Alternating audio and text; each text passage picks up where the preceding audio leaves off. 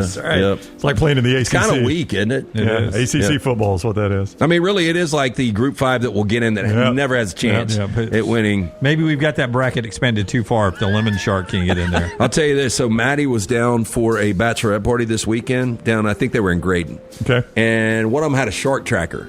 And so they've got these tagged sharks. Oh, yeah. But guess what was in Destin? A 13-footer. Pregnant great white. Negative. How about that? Yeah, that's not what you want to run They up don't against. want to tell you these white sharks are swimming around our waters. So awkwardly not pregnant, just eating a lot. So why do you assume I'm pregnant? Muse, who is recovering at a Gulf Coast Medical Center, said he was holding the shark, preparing to release it back into the Gulf when the incident occurred. Quote, "You don't know what a wild animal will going to do, you know. So why in the hell did you grab it, dude, is what I would ask him. He was awake. They had to tourniquet his leg to stop the bleeding. According to the fire chief, crews responded 10:55 p.m., met with his group of fishermen south end of the beach at Boca Grande. He was then airlifted to the Gulf Coast Medical Center. Now, lemon sharks are a prohibited species in Florida, requiring them to remain in the water with their gills submerged during fishing. Florida Fish and Wildlife Conservation Commission mandates a course for those fishing for sharks from land. Now, Muse acknowledged that the requirement saying, quote, "You have to take a class, you get your sharks and fish from land for a shark, but that's whatever. You know, it's a 30-minute class and it's free." However, he admitted he did not have a permit. He stated, quote, "No, but I wasn't fishing. I just took it off the hook, and it ended up being the lemon shark." And he decided to make this mistake, which I bet he won't again. Yeah, don't do that again, for sure. That is Trash Today, brought to you by our friends at Bud Light. Easy to drink, easy to enjoy. Final hour of the show always brought to you by our friends at Champy's World Famous Fried Chicken. Champy's Chicken, Highway 119 in Alabaster. Go see Sterling and the crew. Enjoy the great food. He works so hard to make sure every meal is so fantastic. Brined overnight, cooked to order. Comes out piping hot. The hand-cut chicken fingers, the Mississippi Delta recipe tamales, the great side, the in-house made desserts. It's all great right there on Highway 119 in Alabaster. Champy'sChicken.com brownie. Kalen DeBoer is meeting the media. You'll see a lot of this from he and Hugh Freeze on the show tomorrow, on the Tuesday show. But he does say very early on, guard Jaden Roberts' availability for Saturday is, quote, still in question. So that may be best offensive line in America. Pro Football Focus has said Alabama's got the best offensive line in America, certainly one of the best.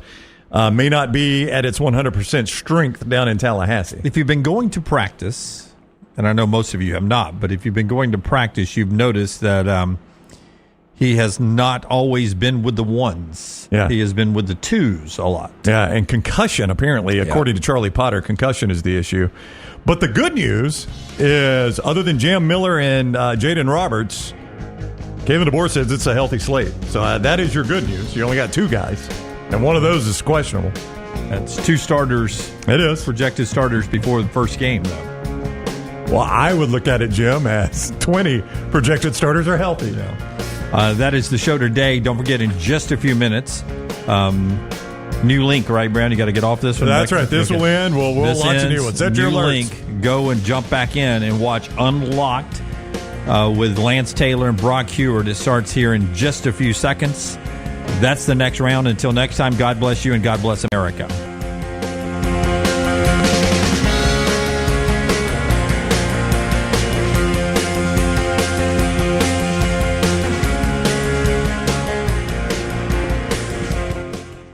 Just because you've quit going to the gym, it doesn't mean that you have to quit gym altogether. Dunaway, that is. With our Next Round podcasts open 24/7, 365, you can access gym anytime you'd like. While you may have done away with your treadmill routine, our version of Dunaway is standing by, ready to get you back to your absolute best. Find all that lovely Jimmy D-led content on Spotify, Apple Podcasts, Google Podcasts, and in the podcast section of NextRoundLive.com. This message is sponsored by Jimmy Crypto Inc. and Jimmy Crypto for President.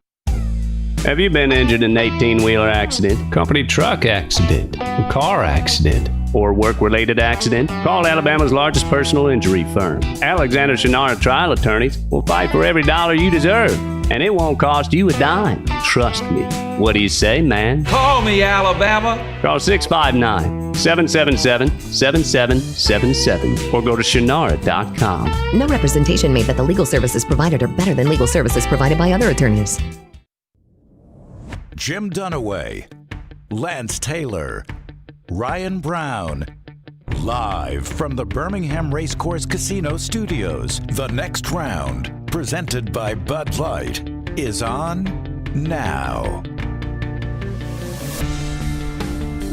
One step closer to our opening Thursday night of the main college football season. Good games Thursday, good games Friday, doubleheader Friday. Good one.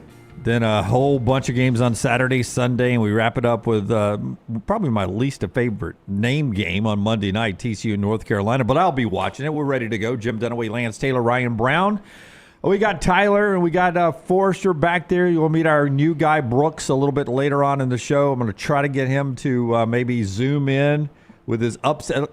Did I say upset alert? Yes. We'll try to get him to zoom in for upset alert coming up probably around 10:30 after Clay Travis joins us on the show today. It's one of my favorite. I love, as far as a whole show, our bold prediction 3 guarantee Friday. Love that every year. And we've been doing that for years. But upset alert Tuesday, every game week, is my favorite thing. Because you like drawing. I do enjoy drawing. Have you already done it? Oh, yeah. I did too. I have not yet, but I will. I will tell you on Tuesdays, my alarm goes off 30 minutes earlier. For drawing time? 30-minute drawing time, yes. In fact, I debated. Maggie goes, why is the alarm so early? I got to go draw, baby. Oh, she doesn't hear it. He's in the basement. She wakes up way before I do. Really? She's 5 a.m. every day, no alarm. Wow. Well, I'm 5:30, no alarm. Yeah. Except maybe this morning. I would say I almost thought about taking them home this year and drawing it at home. Oh, do an overnight draw? Spend a little time at home. Pour drawing. a glass of wine, turn up some classical music. Put it on a canvas. Yeah. Staring out a window. Maggie, I'm just waiting for inspiration. Drinking red wine, topless. Painting so I can feel the aura of the world. Jim brings it. My upset alert. But I balked at that. So I get here just so I can draw it out. I'm pretty happy with my first upset alert. Hopefully we'll win. We'll remind you of the rules later on, unless Forrester has them ready to go right now. If not, we'll give you the rules. They change every year. We'll change No. This is, we're sticking with this? This is third straight year. All right, here we go. What we got? Maybe the second straight year. Minimum spread plus 4.5, 5 points for the cover, 5 points plus the spread for outright win. So if I take a team that is a 10-point underdog and they outright win it, I get 15. Yep. And then, by the way, I even forget what's behind the cuss words, but when we put this up last year or the year before, and I said, that is the rules. They'll never change again. And then next segment, we changed it. 1 point for a push. We ended up saying, nope, no points for a push. Yeah, we just throw a half point on there, right? I mean, a push should be a push, shouldn't you? You should if we throw a half point on there, we don't need a push. It's always a half. Yeah. So So no that's the way push. we eliminate that. Yeah. So the next segment, after I said we would never change the rules again, We changed them. we changed them. Yeah. So that's why those 3 cussing emojis are up there. Scott spent all that time building that graphic, and we changed it before we could even get it up. Well, why change it? It looks better with the graphic. Makes people wonder what's behind it. That's coming up at 10:30. Looking forward to the upsets. We're ready to roll today. Our opening segment today brought to you by our buddy Alexander Shinara, Trial Attorneys. Shinara.com. That's the place you go when you're in need of an attorney. It's Shinara.com. You don't pay a dime unless they win your case. That's our guy, Alexander Shinara. He is a Birmingham guy, Birmingham born, Birmingham bred, and wanted to make sure Birmingham was cared for in the legal space. 24 years now he's been headquartered right here in Birmingham. He's grown to more than 150 lawyers, supported by more than 500 dedicated team members that have recovered more than $2 billion, maintaining Alexander's core values of integrity, mastery, passion, and success. When you find yourself in need of a lawyer, call the Alexander Shinara Trial Attorneys. You pay nothing unless they win your case. Shinara.com, Shinara.com. Alex is a great guy. If you've never met him, he will be at our party Thursday night. They're the presenting sponsors, Shinara Trial Attorneys, along with Bud Light of our kickoff party, and Alexander's going to be there. You can actually meet Alexander Shinara at the kickoff party? Yes, sir. He'll love it. He just come up and say, call me, Alabama. Yeah, photo ops, shake his hand, meet the great Alexander Shinara. This may be the first kickoff party I get to sit in the corner, eat, and have a beer because nobody will want to talk to me if Alexander freaking Shinara is there. Hey, why do you think we invited him? I mean, he'll be able to just. Will he pose for pictures? Alex? Yeah. Are you kidding me? Oh, yeah. Of course he will. So it's a work night for Alex. Incredibly nice guy. Oh, he's a great guy. No, if you've never met him. Yeah. Cue later in the show when we get a text from Alexander's people saying we'll need a VIP rope. That man, he's a man of the people. He really is. All right. That's coming up Thursday night. Walk-ons 280. the original location here in town and where we did our first ever kickoff show. So that's coming up. Great locations as well in Trussville and just off I-459, Highway 150 in Hoover as well for our friends at Walk-Ons. I need Forrester's microphone here because Monday Morning Live, he sent out a clip. I assume it was you that sent out the clip. It was. From Monday Morning Live, all I did was ask expectations of Jackson Arnold. He'd watched him on tape in high school and last year at Oklahoma to Tom Luganville. And Luganville, towards the end of his answer, started meandering into, what if he doesn't even start? What if Deuce starts? What if Deuce plays some? Blah blah blah blah blah. And obviously, no rebuttal from me in that situation on the clip, and a lot of replies for us. I think I'm right about this from Auburn fans were, dude, you've lost your mind. It's Jackson Arnold's team. I think 100% it's Jackson Arnold's team, and 100% I don't think we see two quarterbacks. Well, I think it's Jackson Arnold the whole game. I right? would agree with you. Yeah. According to his head coach, you'll see three quarterbacks. Yeah. Do you just flush that? Do you think that was just Hugh Freeze? That. He answered that question awful quickly. I think Hugh Freeze has been playing mind games ever since the Regions tradition. When he tired after 18, said, I know I got to make a bowl game, and that blew up in a certain way, not in his favor. I think since then he's been toying with the media. Yeah, a lot of it hasn't made sense, though. Yes. I don't understand it's some of the things he says. Let's throw as much shiny stuff as we can against the wall. Right. And let's take all of the focus off the game, the Baylor game, and all of these other things. Put the focus on me instead of on Baylor or whatever. Like when he threw his hat at practice. Right. I mean, my God, we've seen Nick Saban throw that hat at his, so much so that the hat got bent up. They probably had to sneak in and replace it all the time. But I guarantee you, I don't guarantee you, but I feel very confident that before that incident happened, at some point in the previous 15 minutes, Hugh looked over his shoulder, make sure those cameras, everybody still got cameras rolling? The media's still in, right? Yeah. Okay. They haven't left yet. Jackson! Yeah. And throw that. Because he needed that coaching moment to be out there a little bit. Look, I believe. I also didn't believe that three quarterbacks are going to play in this game. Never. I think it's a disaster situation for Auburn if three quarterbacks play. It would remind me, and this is when I coined the phrase, and I may not be the first person ever have said this. First time I ever said it, though, was coaching malpractice on Gus Malzahn in that Clemson game, and I'm not going to remember the three quarterbacks he rotated, but you guys remember that game, right? Where Gus would play to play rotate guys in. Guy would get a big play, Gus rotated another one. It was the most overthought, complicated game plan for no reason I had ever seen. Not a scrimmage, like this is these are live bullets. This really counts. That's right. And you played Clemson to the wire with that goofy game plan. If you had just played it straight, you probably beat Clemson. But Gus screwed it up. It was coaching malpractice because Gus wanted to be the smartest man in the room, and he completely overthought that situation. That would be this if you're playing three quarterbacks. Now, if Jackson Arnold goes out, guys, and he's won for his first 9, and Auburn's down 14-0, it will not stun me at all if you see another guy in there. Yeah, well, that's you're making a choice there because one guy has plan. Blake Barnetted it. Yeah, that wasn't a plan. That was a reaction to poor play. Yeah. So let's go to what Hugh said yesterday. Is this another one? I haven't seen this. No. Okay. This is the key to only one quarterback playing, Jackson Arnold. It's about turnovers and making sure there's not a boatload of them.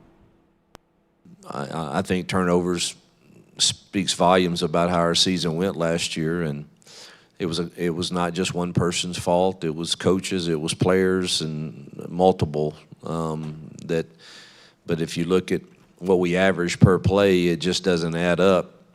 That we didn't win more football games until you factor in that we were last in turnovers in the league. And, I don't like to talk about it a whole lot.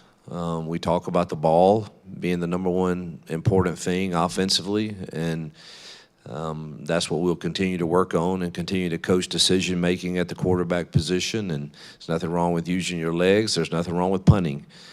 But we need every possession to end with a kick of some type. And, that's the only way I know to do that. And we'll start finding out Friday night who has a comprehension of how important that is. Yeah. I did say we again, but that's running backs and everybody. But to me, I mean, when you say last in the league in turnovers, that's a major factor. And then instantly when you're talking turnovers in Auburn last year in key moments, you go back to a late interception from Peyton Thorne that happened once, twice, thrice. I mean, fumble. He made some mistakes late in games. Some of it may have been play calling. Some of it may have been confusion.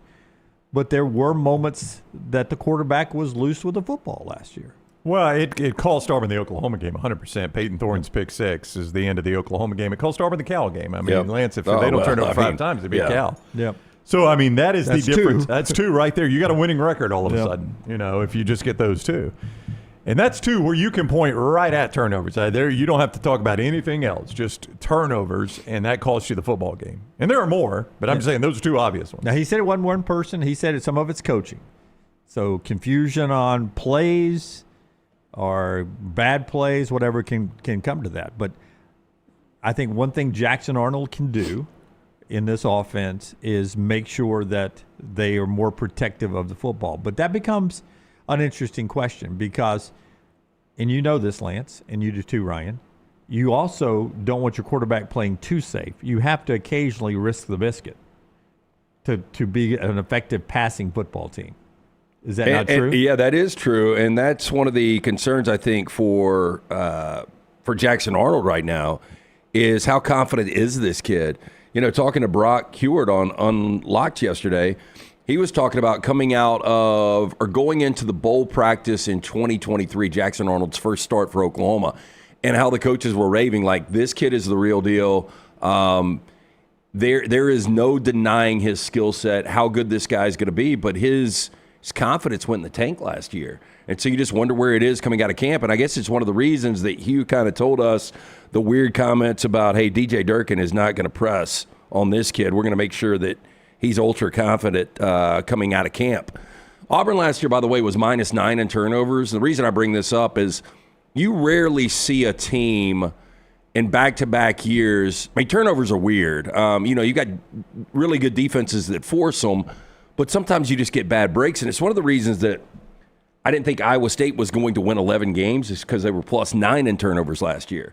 And, of course, they had the 2 turnovers in the first half, and you're like – and I don't know if y'all saw that stat. They lost 2 fumbles in all of 2024. In all of 2024. And they lost 2 fumbles in the first half. That's right. Against Kansas State. So, those are Ireland. Those are Ireland fumbles, though. They don't count. Yeah. Football bounces weird. My point is Auburn was -9 in turnovers. I would be surprised if they're that bad this year. They've got to get better, and that would equate to wins right there if you are better in the turnover margin. Take this for what it's worth. I'm not going to use his name because I haven't asked if I can, but a member of the media, covers college football, just texted me and said, Josh Pate. Just texted me, Pate on the show Thursday. Listening to your show, from being down in Auburn, doing a lot of talk, I would be, all caps, shocked if Deuce Knight doesn't play.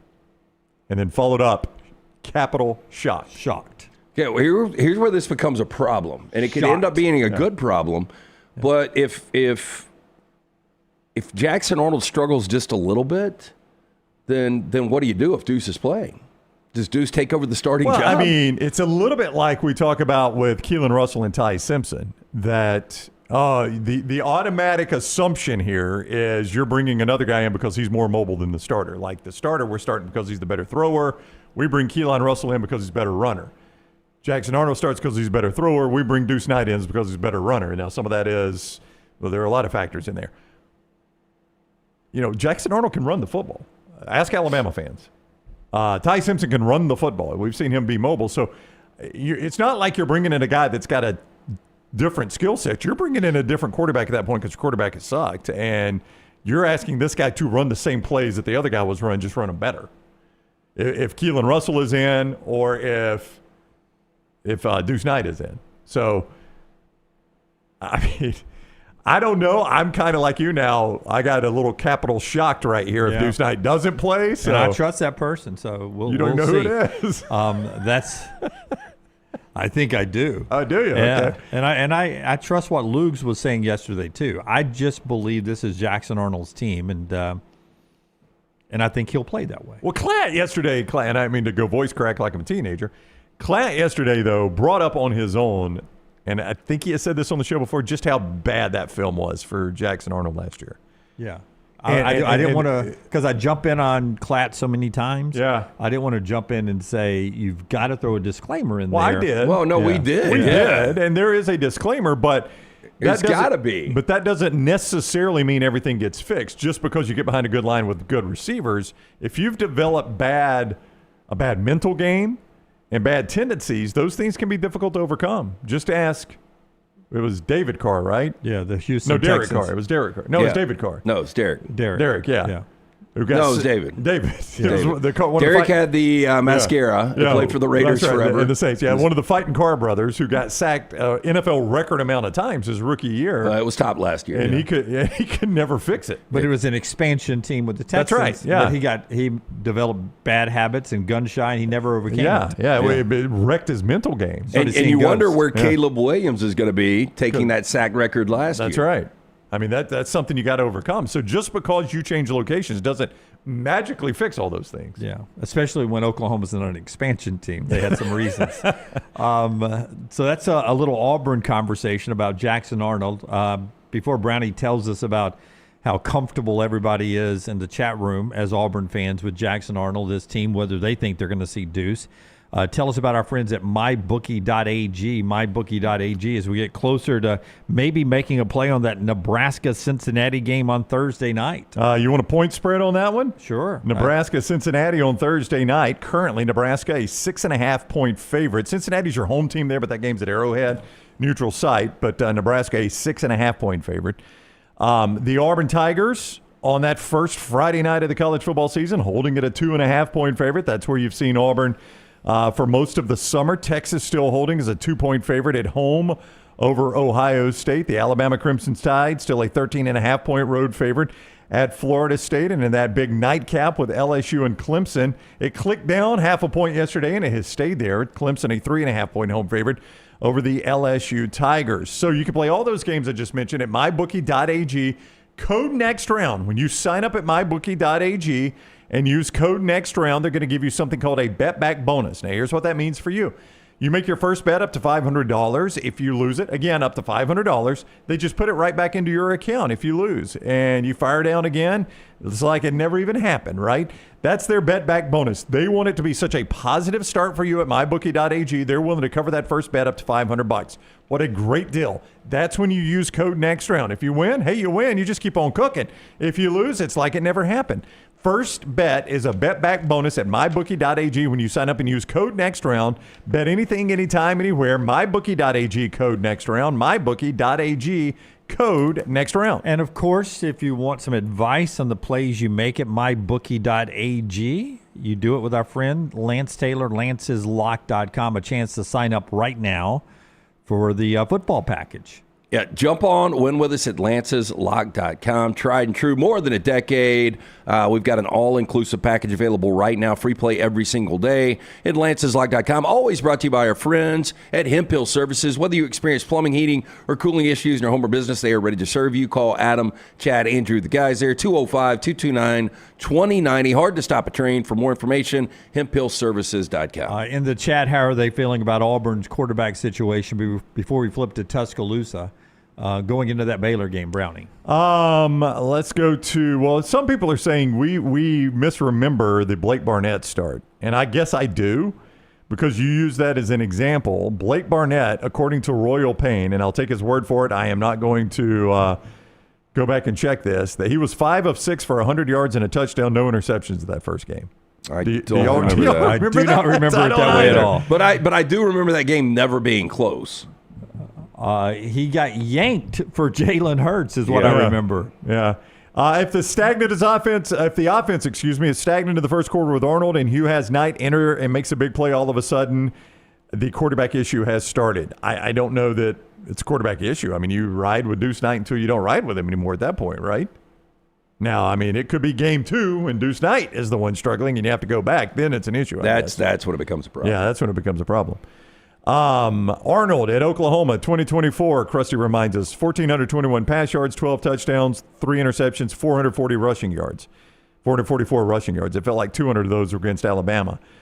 Jason, Arnold wasn't great against Bama. It was more that Milroe gave them 2 drives that started from the Bama 20. That is true, but he was able to run the football on Alabama between the 20s as well. Arnold put up 10 points versus Alabama. Milroe put up 14 for Oklahoma in that game. That is true, right? 9-time champion. Arnold, 9 of 11, 68 passing yards against Alabama. 20. For some reason, we're talking about what he did against Alabama in the chat room. 25 carries, 131 yards. That was my point there. If you were paying $2.5 million for a guy that's splitting time, that is a big problem. Well, welcome to the world of NIL. That's going to happen. Yeah, right. I mean, you're going to see that some.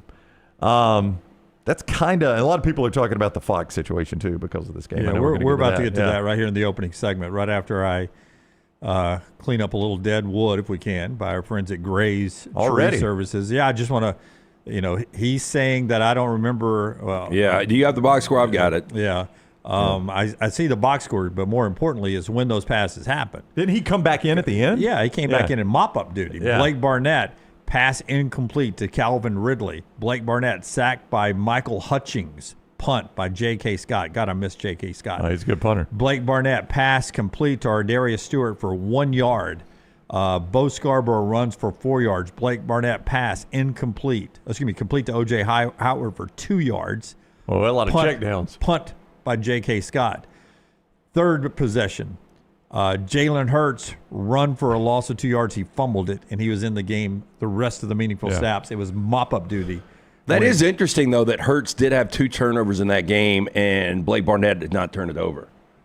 Yeah. Because wouldn't you think one of those, like Saban comes out of that game, okay, Blake looked like the moment was a little too big, but he didn't turn the football over. Right. Yeah, the guy that led us to 50-some-odd points did turn it over. So yeah. I guess we're going to stick with him. The obvious thing about that game is USC and Clay Helton started the wrong guy, Max Brown. They did, yeah. Both teams started the wrong guy, it turned out. Yeah, I mean, USC at the end of the year was second or third best team in college football. Yeah. Tell us about our friends at Gray's Tree Servicing, and then we'll jump into what's going on at Alabama and at Fox and YouTube. Family owned and operated right here in Birmingham. They are the experts in the high-risk tree removals, pruning, soil health treatment to strengthen your trees and plants. Had them out a little over a year ago to extract 4 pines. If you've got the dead trees, dead wood, literally in your yard, these are the guys that can handle it. Gray's maintains a fleet, specialized cranes and lifts to get the job done right, prevent damage to your home. You've probably seen them rolling around town. Call 205-281-6100. You can always scan that QR code or just visit graystree.com. Yeah, with the score 45-6, by the way, Blake Barnett threw a 45-yard touchdown pass late in that game to make it 52-6, the last score there. Okay, we got some empty calories from him, is what you're telling me. Yeah. So stat sheets don't always tell the truth.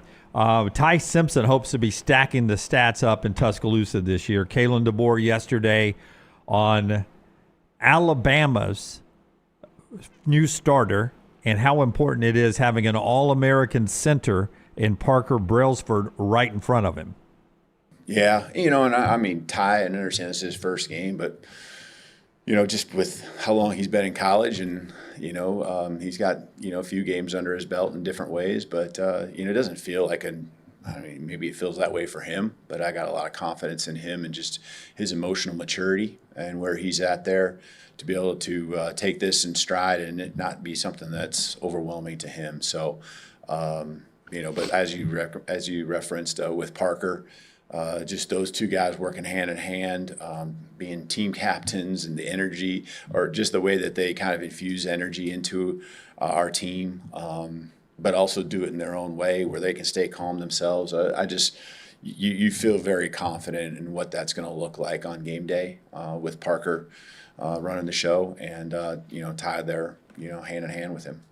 So important having that center up there, other than when A.J. McCarron and our big buddy from Memphis got into a little altercation. Barrett Jones.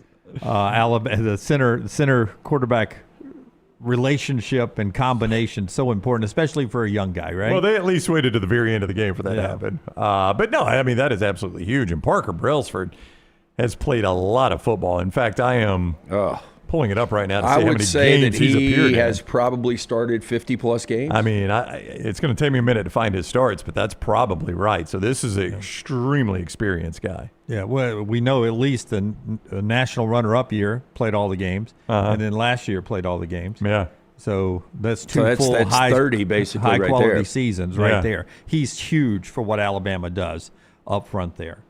And we'll talk more about Alabama and Florida State coming up as we move throughout the show today. Several ways we'll attack that throughout the show today. But it was good to see Coach DeBoer in his situation, his news conference for the first time, and to start off this year on a game week, getting things going yesterday. Are we announcing any news yet about Alabama weekly? They're very close on very that. close. Yeah, very close. Very close on the NIL deals. Okay, And that will start next Monday, but we will give you definitive details on that. Yeah. And Hopefully by the end of the show. Yeah, and we are, by the way, Labor Day Live, as we always are, Labor Day Live, reacting to the first weekend of college football and what we saw with Alabama and Auburn Monday, 9 a.m. Central Time. So if you don't have to go to work, want to kick back and watch the show maybe for the first time, maybe you're audio only, you catch us on YouTube and all of our other video platforms.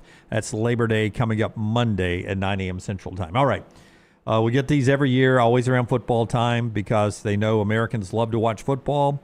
It's the only reason you go to live television. Another provider and network dispute going on. Brownie, give me some information. So Fox and YouTubeTV are in a dispute that could carry over into the first week of college football. I really hope not. But Wednesday is the end of their carriage agreement.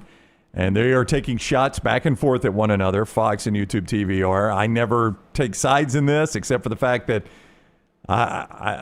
there's only one Fox I can get. I can get a lot of TV providers. So that's the only way I take sides. Okay, so clarify this. So opening weekend of the NFL season, Fox has got the NFC games. Obviously, CBS has got the CBS games. Yeah. Luckily, Rams have got Texans coming to SoFi, so it's a CBS game. Yeah, but good if for it you, is, yes. if it is a Fox game, does that mean there's a chance we don't get those Fox games on our Sunday ticket? More than that, you don't get Auburn, Baylor, and Texas, Ohio State before we ever get to the Rams playing anybody. This would not impact Sunday ticket at all. Okay. No. Okay. Yeah, because Sunday ticket's an NFL I would deal. hope, yeah. And more importantly, here locally, it doesn't impact Auburn Baylor on Friday night if you've got the rabbit ears, like me, over the air. It's on Fox 6. But for those that do not. But if you don't and you're YouTube provider, then you're in trouble. Now, what is not clear on this is... But to your point, LT, Fox, that is a deal with the NFL. Yeah, well, that's not a Fox network deal with YouTube TV. Yeah, this is a problem because I do have YouTube TV and I don't have the rabbit ears. Now, here is something to keep an eye on. And it is a little more, I'm told by those in the industry, a little more complicated with YouTube TV than it is with a standard provider like DirecTV, some of those older deals that they've got.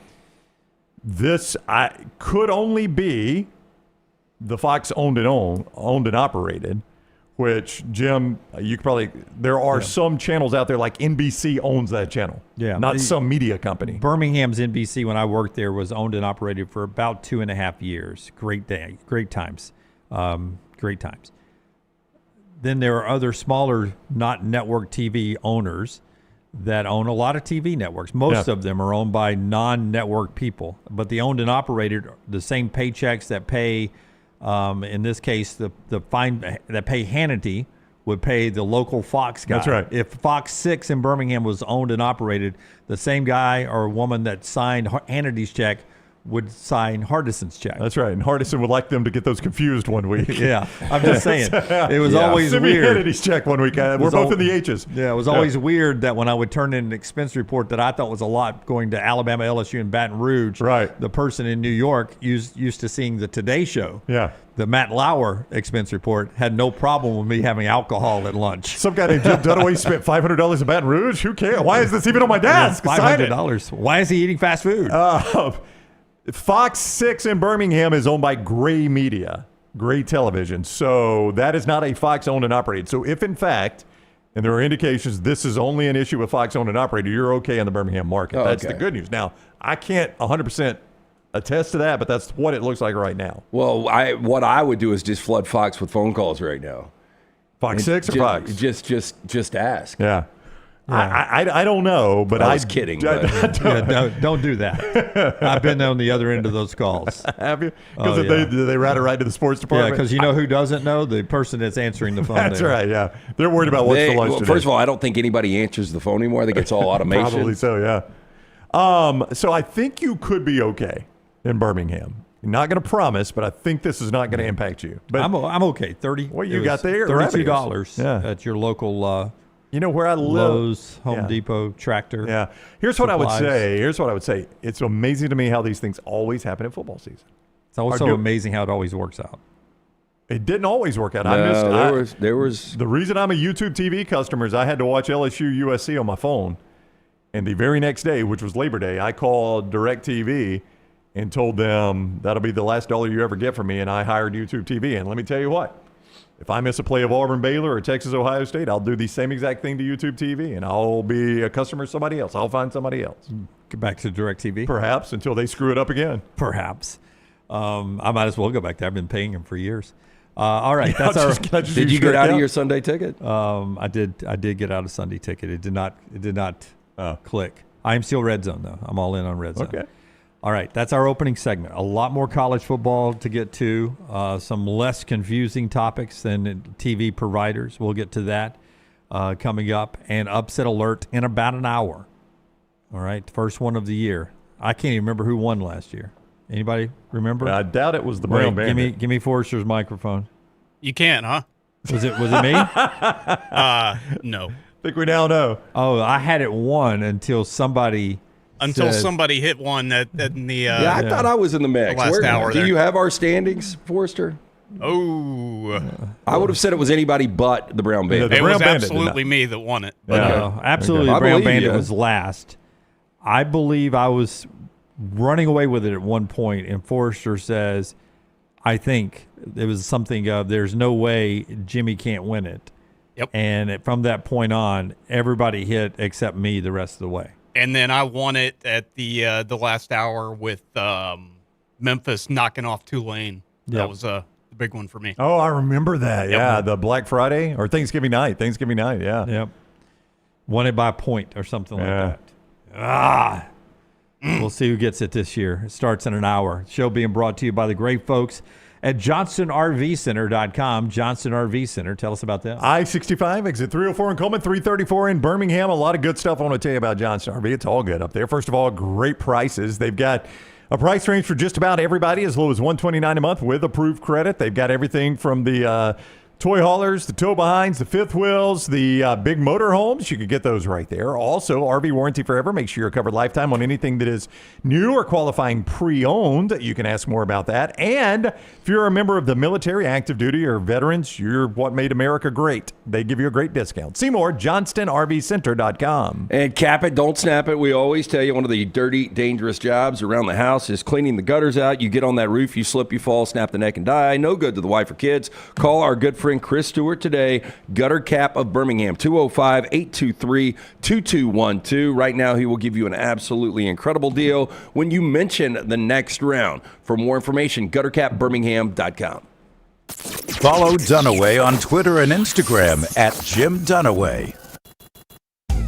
Have you been injured in an 18-wheeler accident, company truck accident, a car accident, or work-related accident? Call Alabama's largest personal injury firm. Alexander Shinara Trial Attorneys will fight for every dollar you deserve, and it won't cost you a dime. Trust me.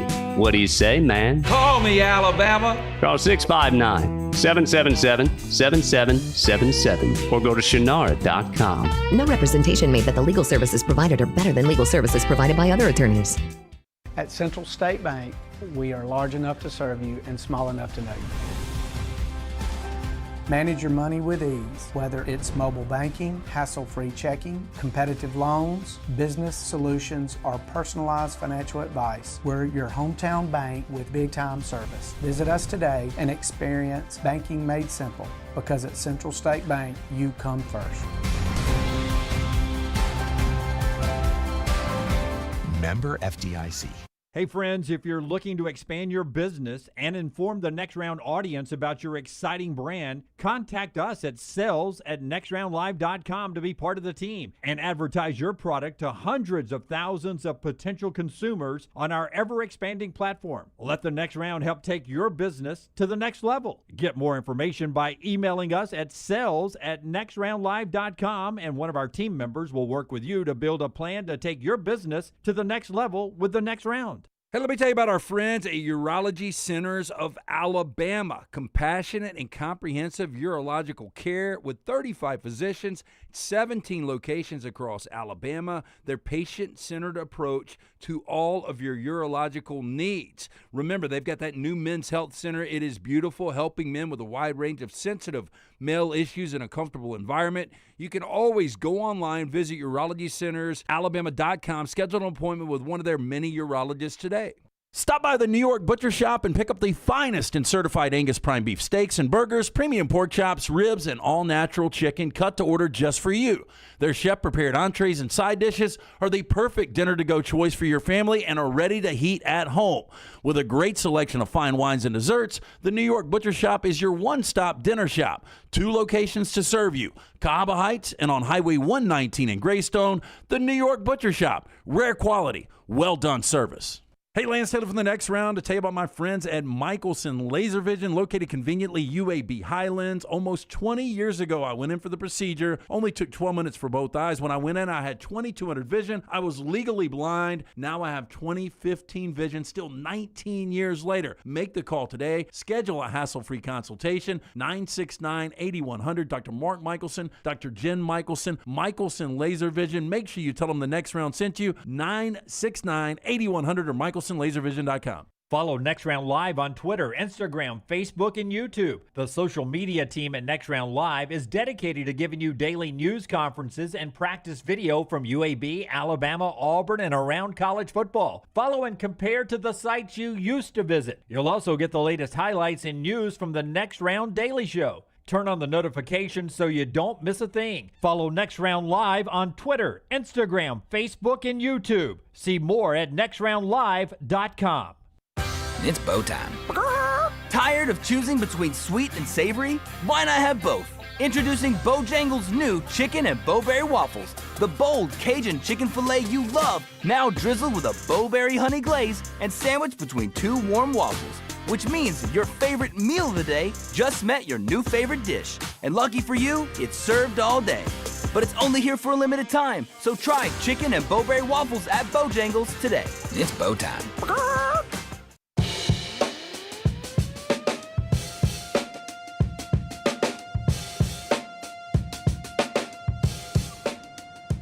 Rolling on hour number 2 now here on the Next Round as we get ready for week 1 of college football.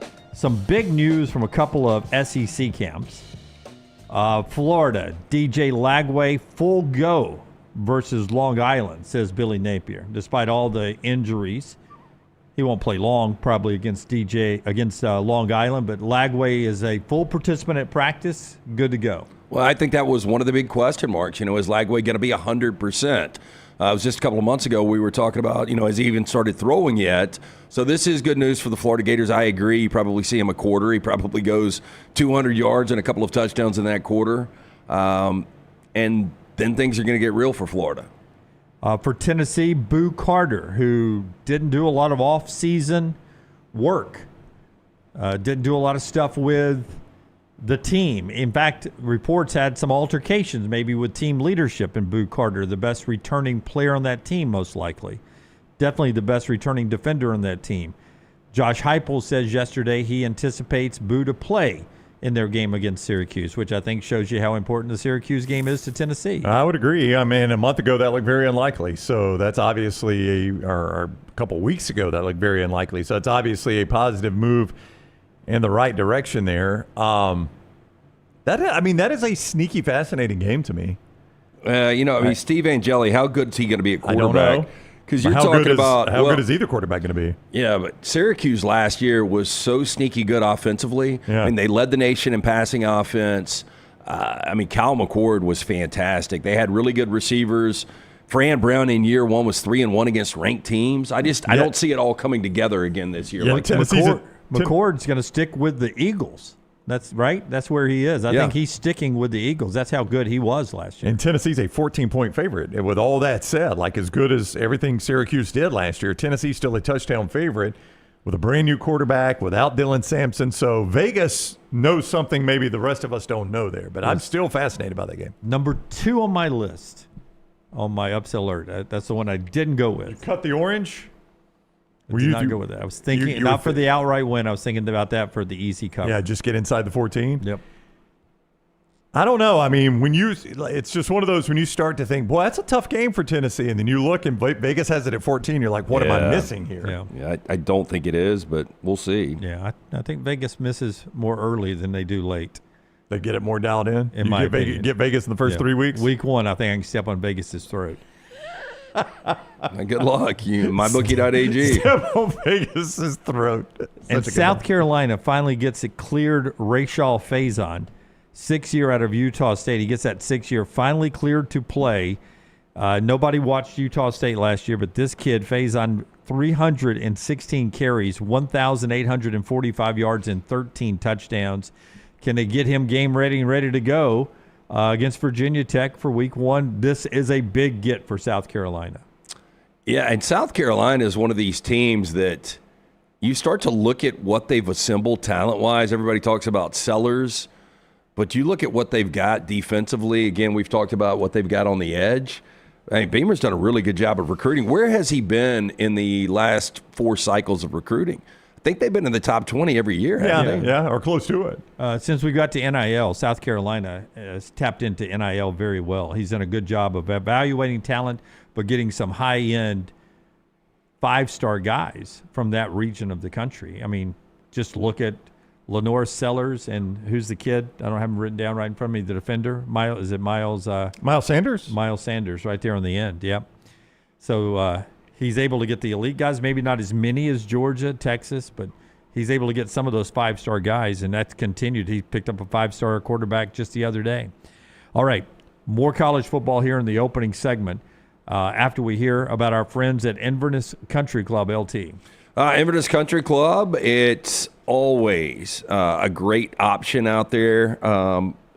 Different memberships, social membership, the golf membership. They've got the pickleball now. Find your sense of community at Inverness Country Club. Whatever your interests are, you can find it there at Inverness. Do you know that you don't have to be a member in order to hold an event at Inverness? Inverness can hold anywhere from golf tournaments to corporate meetings to wedding receptions, anything in between. Don't forget about the child care, always a big plus.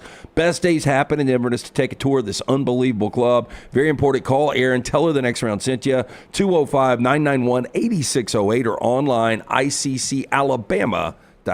Do you have something that we No, just real quick, Dylan Stewart. You started me down the wrong road with Miles. I slammed on the gas and drove through the barricades with Sanders. Miles Sanders in the NFL. Yeah. Dylan Stewart is who we were talking about. Yes. Thank you. Dylan Stewart cleaning up Deadwood again there. It's twice in the first hour. On a day they're not on my sheet, but there you go. It's 2 from our friends at Gray's Tree. They'll get all the Deadwood out of we're perfect on days they're on the sheet. But when they're not on the sheet. Forced with a couple of things. One of them, Florida's opponent, team picture. Take a look. The Sharks? Long Island Sharks. Look at this team picture. Squad. What, 25 people? Squad. Everybody's playing both ways? I mean, hell, if that team was coming to play Hoover or Thompson, they'd be underdogs. Well, I was about to say, it looks like a 2A classification. I used to ask this in high school. Are they a 1-bus team or a 2-bus team? That's a 2-bus, maybe a 1-bus team. Depends on how big the bus is. It's a good-looking press box, too. Oh, yeah. I mean, it really depends on whether they're bringing cheerleaders or not, whether they need 2 buses or not. Yeah, if they're 1 bus or 2 bus. Yeah, and that'd only be for security reasons. You'd want to keep them separated from Well, the we team. know one of the kids, don't we? Well, we had an Uber driver whose nephew plays for him, and he said he'd be in the SEC, but it didn't work out. So he's at Long Island. Yep. I mean, Florida names their score in this game. Yes, they do. You said, I just want to go back to something Lance said. You said you think Lagway only plays a quarter in this game? I don't think he's going to play a lot. But hell, I mean, I don't know, man. I think you got to get him in a rhythm. 6 o'clock ESPN Plus if you want to watch it. I just don't think you play him that much against Long Island. I mean, you would not want to. I would agree in a perfect world, but I think at some point you got to get that guy in some sort of rhythm. But this might be the biggest mismatch of week 1. There's not even a point spread, right? Because Long Island is I haven't seen like an outlaw point spread. But your guess would be what? Oh, 45? 50? No, I was going to say 52. 52? Yeah. Here's my prop bet for you.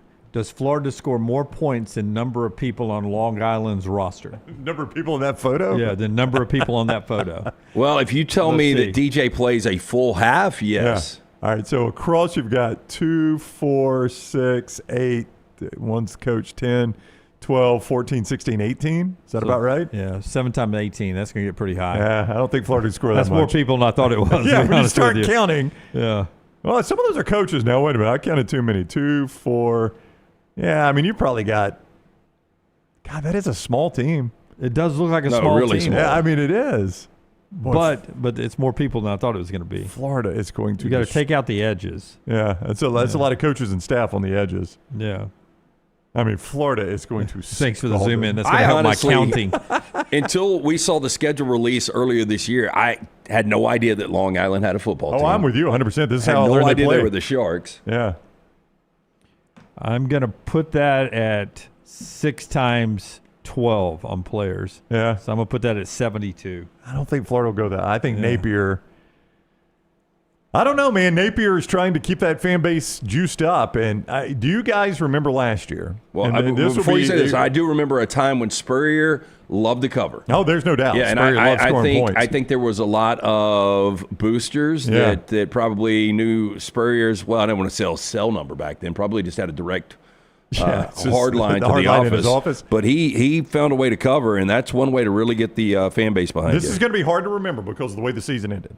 But do you guys remember the level of excitement? And we said on this show, guys, it's Alabama State. You might want to tamp this down. And Auburn fans are like, no, we've never seen anything like this. It was so much fun. The level of excitement after Auburn beats Alabama State last year was like 73-3 or something like that, whatever the final was. I don't remember the level of excitement. Oh, yeah. Auburn fans like, I've never seen anything like that. I mean. Like this offense is popping? Well, yeah. I mean, it did. They scored 70-something points. And we were like, that is Alabama State. It's going to get tougher. And it did immediately for Auburn to get tougher. I could see Billy Napier kind of trying to grasp some of that, get that fan base super excited, knowing it's going to get tougher. Here is the Auburn depth chart officially. Forrester wanted to make a point to show you that Jackson Arnold is the 1. It's the 2 that is the interesting part. It is Deuce Knight or Ashton Daniels, and it is Deuce listed first. It's not alphabetical. Nope. So it's Deuce Knight or Ashton Daniels, but Deuce is listed as the first name there. You don't go alphabetical, don't go by class, blah, blah, blah, blah, blah. But so, Scott, you're just saying that Ashton Daniels didn't outright beat Deuce Knight out? I just thought it was interesting that, I don't know, I guess maybe I expected Ashton Daniels to be QB2. Yeah, I'm kind of with you. I will also point out that at the X, it's Cam Coleman or Sam Turner. I'm going to bet on Cam Coleman starting in front of Sam Turner, but so you got a lot of ors in there. If I'm an Auburn fan and something was to happen to Jackson Arnold, I would hope that Deuce Knight and this 5-star is the hype is real. Because Ashton Daniels is not going to win you games in the SEC. Would tend to agree with you. Yeah, I'd rather just go young and see what you got there. I mean, look, you've seen Robbie Ashford. I mean, this is Ashton Daniels. So Robbie Ashford and Ashton Daniels are the same guy? Yeah, pretty much, yeah. Yeah. That gets us to a question I wanted to ask you guys. Who is and we've done bowl predictions, so if it repeats your bowl prediction, I'm okay with this. But everybody is, and maybe we can do this before the end of the week, our locked-in picks for the 12-team playoffs, if you want to do that before the week I'm happy is to. done. Yeah. Sure. But made Brock Hewer do it on the fly yesterday. Had some interesting. Had Oklahoma in the playoffs. Yeah. I was going to ask you. I did not see Unlocked. You can go watch that right now. So I did not know you did this. So I'm glad you did. And I'm glad you have no problem with somebody putting you on the spot on the fly. I don't want your whole 12. Give me the biggest dark horse you have making the playoffs, not group of 5. biggest dark horse you have making the playoffs, in your opinion, that will be in there? Not that could be in there, who you actually say is going to be in there. Would you grant me Florida as a dark horse? Yeah, absolutely. Okay, Florida.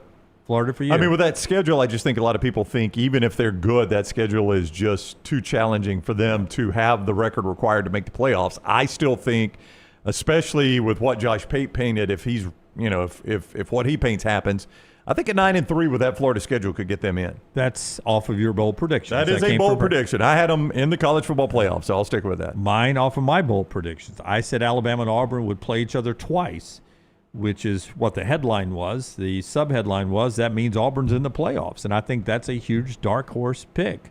Auburn, it is. Auburn's going to make the playoffs, in my opinion. Well, look, I think Utah is going to bounce back from a 5-7. The last time they had a sub-500 record, they won 9 games the next year. I think 9 regular season wins will get them in the conference championship game, but I think they might be a little bit better than that. But, that's one I really believe that the Big Ten is going to get 4 this year, and that 4th team, first of all, I'm not positive that Oregon's going to get back there. But the 3rd and 4th teams could be really interesting this year. I'm going to say that USC makes a run for the college football playoff. Yeah. So I'm going to play USC right now. So USC for you, Auburn for me, and Florida for Brownie. You want some chat room ones? Those are our big dark horse picks. Now, Brownie and I had said that back on Friday in bold predictions in some form or fashion. And LT adding USC, you also think Iowa could be that team? I think Iowa could. You think Nebraska could? I think Nebraska. A lot of people in the chat room are saying Nebraska. And then what underreported, Washington. Washington. Yeah, we did our Calcutta last night, and there were some teams that I was about to steal and just waiting, sandbagging for them. And you didn't get them? Washington went right before me, 1 pick. Michigan. I mean, these teams went late. Yeah. Georgia Tech, Keith says. Well, a lot of people I got on the Georgia Tech right. last night. I don't feel great about them, though. I think Georgia Tech's 7 or 8 win team. But, I mean, I think we're going to I don't know how many Georgia Tech, dyed-in-the-wool Tech fans there are. I know one in my whole life. But if you ask Brent Key, he would be like, if we don't make the college football playoff, disappointing season. But I think if you're a Georgia Tech fan, if you can just – what were they last year, 8 wins? 7, I think. 7. If you get to 8 wins – where you have been, just to start stacking winning seasons is a step in the right direction. Yes. You got to be realistic about this. I get it, but in today's transfer portal, when you get a really good quarterback, which they've got a really good quarterback, like Haynes King is borderline top 10 college quarterback right now. When you look around and you see teams like SMU, Indiana, and Arizona State flip it that quickly, if I'm Georgia Tech, then I'm like, why can't we do this? Yeah. And Brent Key has put together a really good – they know who they are. They do. They have an identity, and that quarterback fits really good with a really good offensive line. I know he's hard on the offensive line, but they're going to be good on the O-line again. They lose Singleton. I mean, that's a huge loss. That is. I think he's going to be Auburn's best receiver. But Key didn't, and you guys, I think, agreed when we had the comments last week from him where he was so critical coming out of practice. He thinks they're really good this year. That's exactly right. He does. Spot on. Before we get to our viewing menu in just a second, and Clay Travis, and then our upset alert, let me tell you about our fine friends at the Pants Store. Those guys there have been part of game day for a long, long time, and they're back again at the Pants Store with great locations all over the state of Alabama, from Huntsville to Auburn, everywhere in between. It's your game day headquarters, and you can choose from polos to hats to quarter zips and so much more from the name brands like Horn Legend, Cutter & Buck, Antigua, and Gentile. Nothing says War Eagle or Roll Tide like our friends at the Pants Store, and that includes the women out there ready for game day. Hokas and New Balances, the Western boots, the rompers, the perfect game day dress, all at the Pants Store. They've got you covered right there. And don't forget free alterations and free gift wrapping as well. So zip on down to the Pants Store for all your game day needs, or online at thepantsstore.com at great locations. Anywhere in the world, they'll ship it to you, pantsstore.com. And our friends at Michelson Laser Vision with the viewing menu. Michelson Laser Vision, 205-969-8100, the number I called back in 2003. Had the 2200 vision after the procedure, which only took 12 minutes for both eyes. 2015 vision, better than 2020. 205-969-8100. For more information, michelsonlaservision.com. Got a little variety of stuff you could watch tonight. So, first off, Hulu's got a new docuseries coming out today called Ruby Red-Handed, Stealing America's Most Famous Pair of Shoes. And this is about the theft of the ruby slippers from Wizard of Oz. Wow. Judy Garland slippers? Yes. They were stolen in 2005, and the Grand Rapids Police Department and eventually the FBI had to get involved to find the slippers because all they had to go off of was a single sequin at the scene. Okay, here's the thing. Wow, that's pretty cool. That is though. pretty fascinating. You're never going to be able to fence these things, though. Like, there's not going to be a market. Nope. It would only be one of those that you would better have a really close circle of friends that you could show it off to in your basement or whatever. But, like, there would be no reason to have it. I mean, monetarily, you're not going to get anything out of it. Not a thing, yeah. Nope. I've seen them in the Smithsonian, though, so I know we got them back. You got to prove that it's the right shoes when you're dealing with, like, famous items. And By the stuff way, like you that. did see them. Yeah, they're in the Smithsonian Very in small? D.C. Oh, yeah, they're small and old. I mean, obviously, they go back to the 30s. Was that movie filmed in the 30s? Yep, 1939, I Yeah. believe. I thought I saw him in the Rock and Roll Hall of Fame. Ended up as just a pair of shoes that Prince wore. Probably very probably small. same Probably size. the same Very size. small, He was a yeah. small dude. Very yeah. small. At 6:40 on FXM, you can watch a movie that's been recommended to me a few times. It's Tolkien, starring Nicholas Hoult. It's about J.R.R. Tolkien, who wrote Lord of the Rings. He was a wild partier, wasn't he? I'm kidding. So it goes through his days at school and his friends, and then they all get drafted to World War I, and the outbreak of the war causes their little fellowship to break up, and that is what inspired Lord of the Rings, his experiences in war and also his deep obsession with, like, Norse mythology. This sounds as long and drawn out as Lincoln. Are you going to watch it? Probably no. And then finally, I was scrolling through Prime this morning, and I found the wackiest movie, well, one of the wackiest movies I've ever seen a poster for. Crack-coon. A raccoon ingests a discarded synthetic drug and mutates into a vicious killer. It rampages through a mountain community, threatening campers, tourists, and residents. No one is safe from the monstrous raccoon's violent onslaught. And the poster is incredible. I'll pull it up now. Okay, so you've got to watch this one on edibles because I did Cocaine Bear. I've seen it probably 4 or 5 times. So basically, it's a genre out there of ingesting drugs and then going crazy. So we've had the Cocaine Bear, and now we've got Crack-coon. Yeah. Who's in this? Crack kills. Look at that, Crack-coon. Damn, that dude. is I so love the good. tagline. Demonic. Crack kills. Yeah. I started watching after the draft last night. Watched first 2 episodes of the Cowboys Hey, documentary. I was about to bring it up. It is spectacular. Oh, man, I'll tell you. You'll love the third one. Okay, well, I have you watched it yet, Dunaway? Dunaway, highly recommend. Yeah, it's definitely worth the watch. I never thought one thing I needed more was Cowboys coverage. No. I'm with you, but this is so good. Yeah, I just didn't like it. We all remember the story that basically they handed a blindfold and a cigarette to Tom Landry. He was taking out the 50-yard line, shot in the back of the head. But I really didn't know the whole story on how Jerry Jones and his family acquired the Cowboys. And then just the inside of how they were portrayed for the first couple of years as these Hicks from the sticks. That's right. The backstories, the video they've got, the behind-the-scenes video they've got, it is crazy. Well, I can't. Maybe I'll squeeze it in tonight and tomorrow night before the games start again. Easy watch, man. That plane, the plane ride back after the loss to Washington. Yeah, when you wouldn't feed them. My perception was that who was the owner of the Cowboys before? I can't remember his name. I always want to say Bum Phillips. No, but it's not Bum Boom Phillips. something. Yeah, but owned a bunch of banks. My feeling always was that he had lost a lot of money, bad 100%. business decisions, and he was vulnerable. And Jerry Jones was able to bring real money in and came in and 100%. and bought it. Yeah. President Bush actually is one of the interviews. George W. Bush, President W. That's Bush. another thing that is impressive is the different people they've got. Everybody. They got anybody. Al Michaels. Yes. And they all do sit-downs on the same set. I don't know how Netflix pulled this off.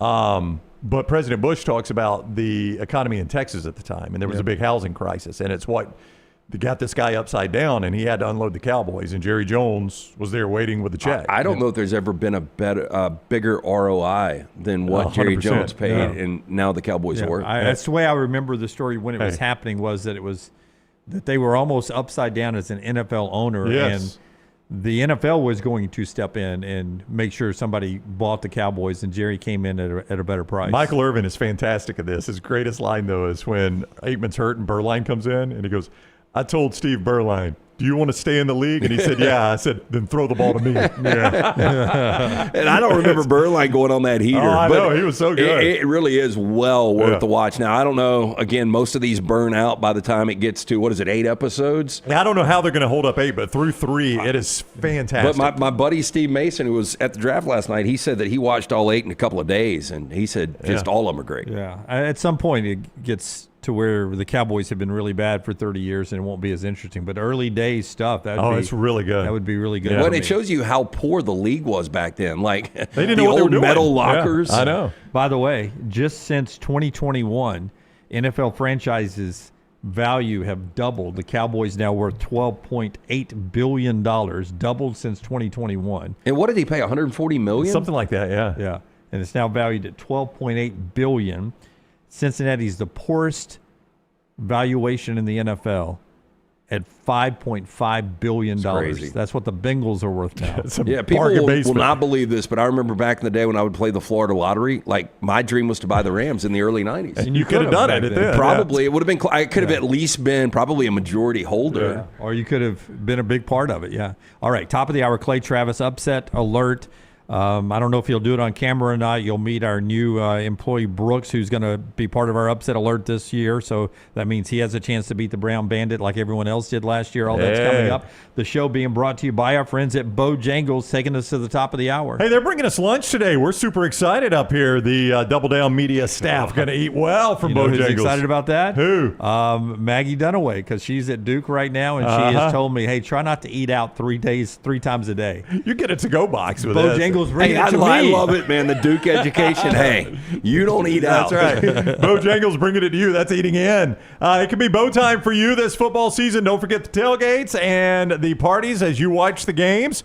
You can get that at Bojangles, too. Everything from the hand-breaded tenders to those great dips that go with it. If you're looking for sweet, try honey mustard. You want some tang, try barbecue.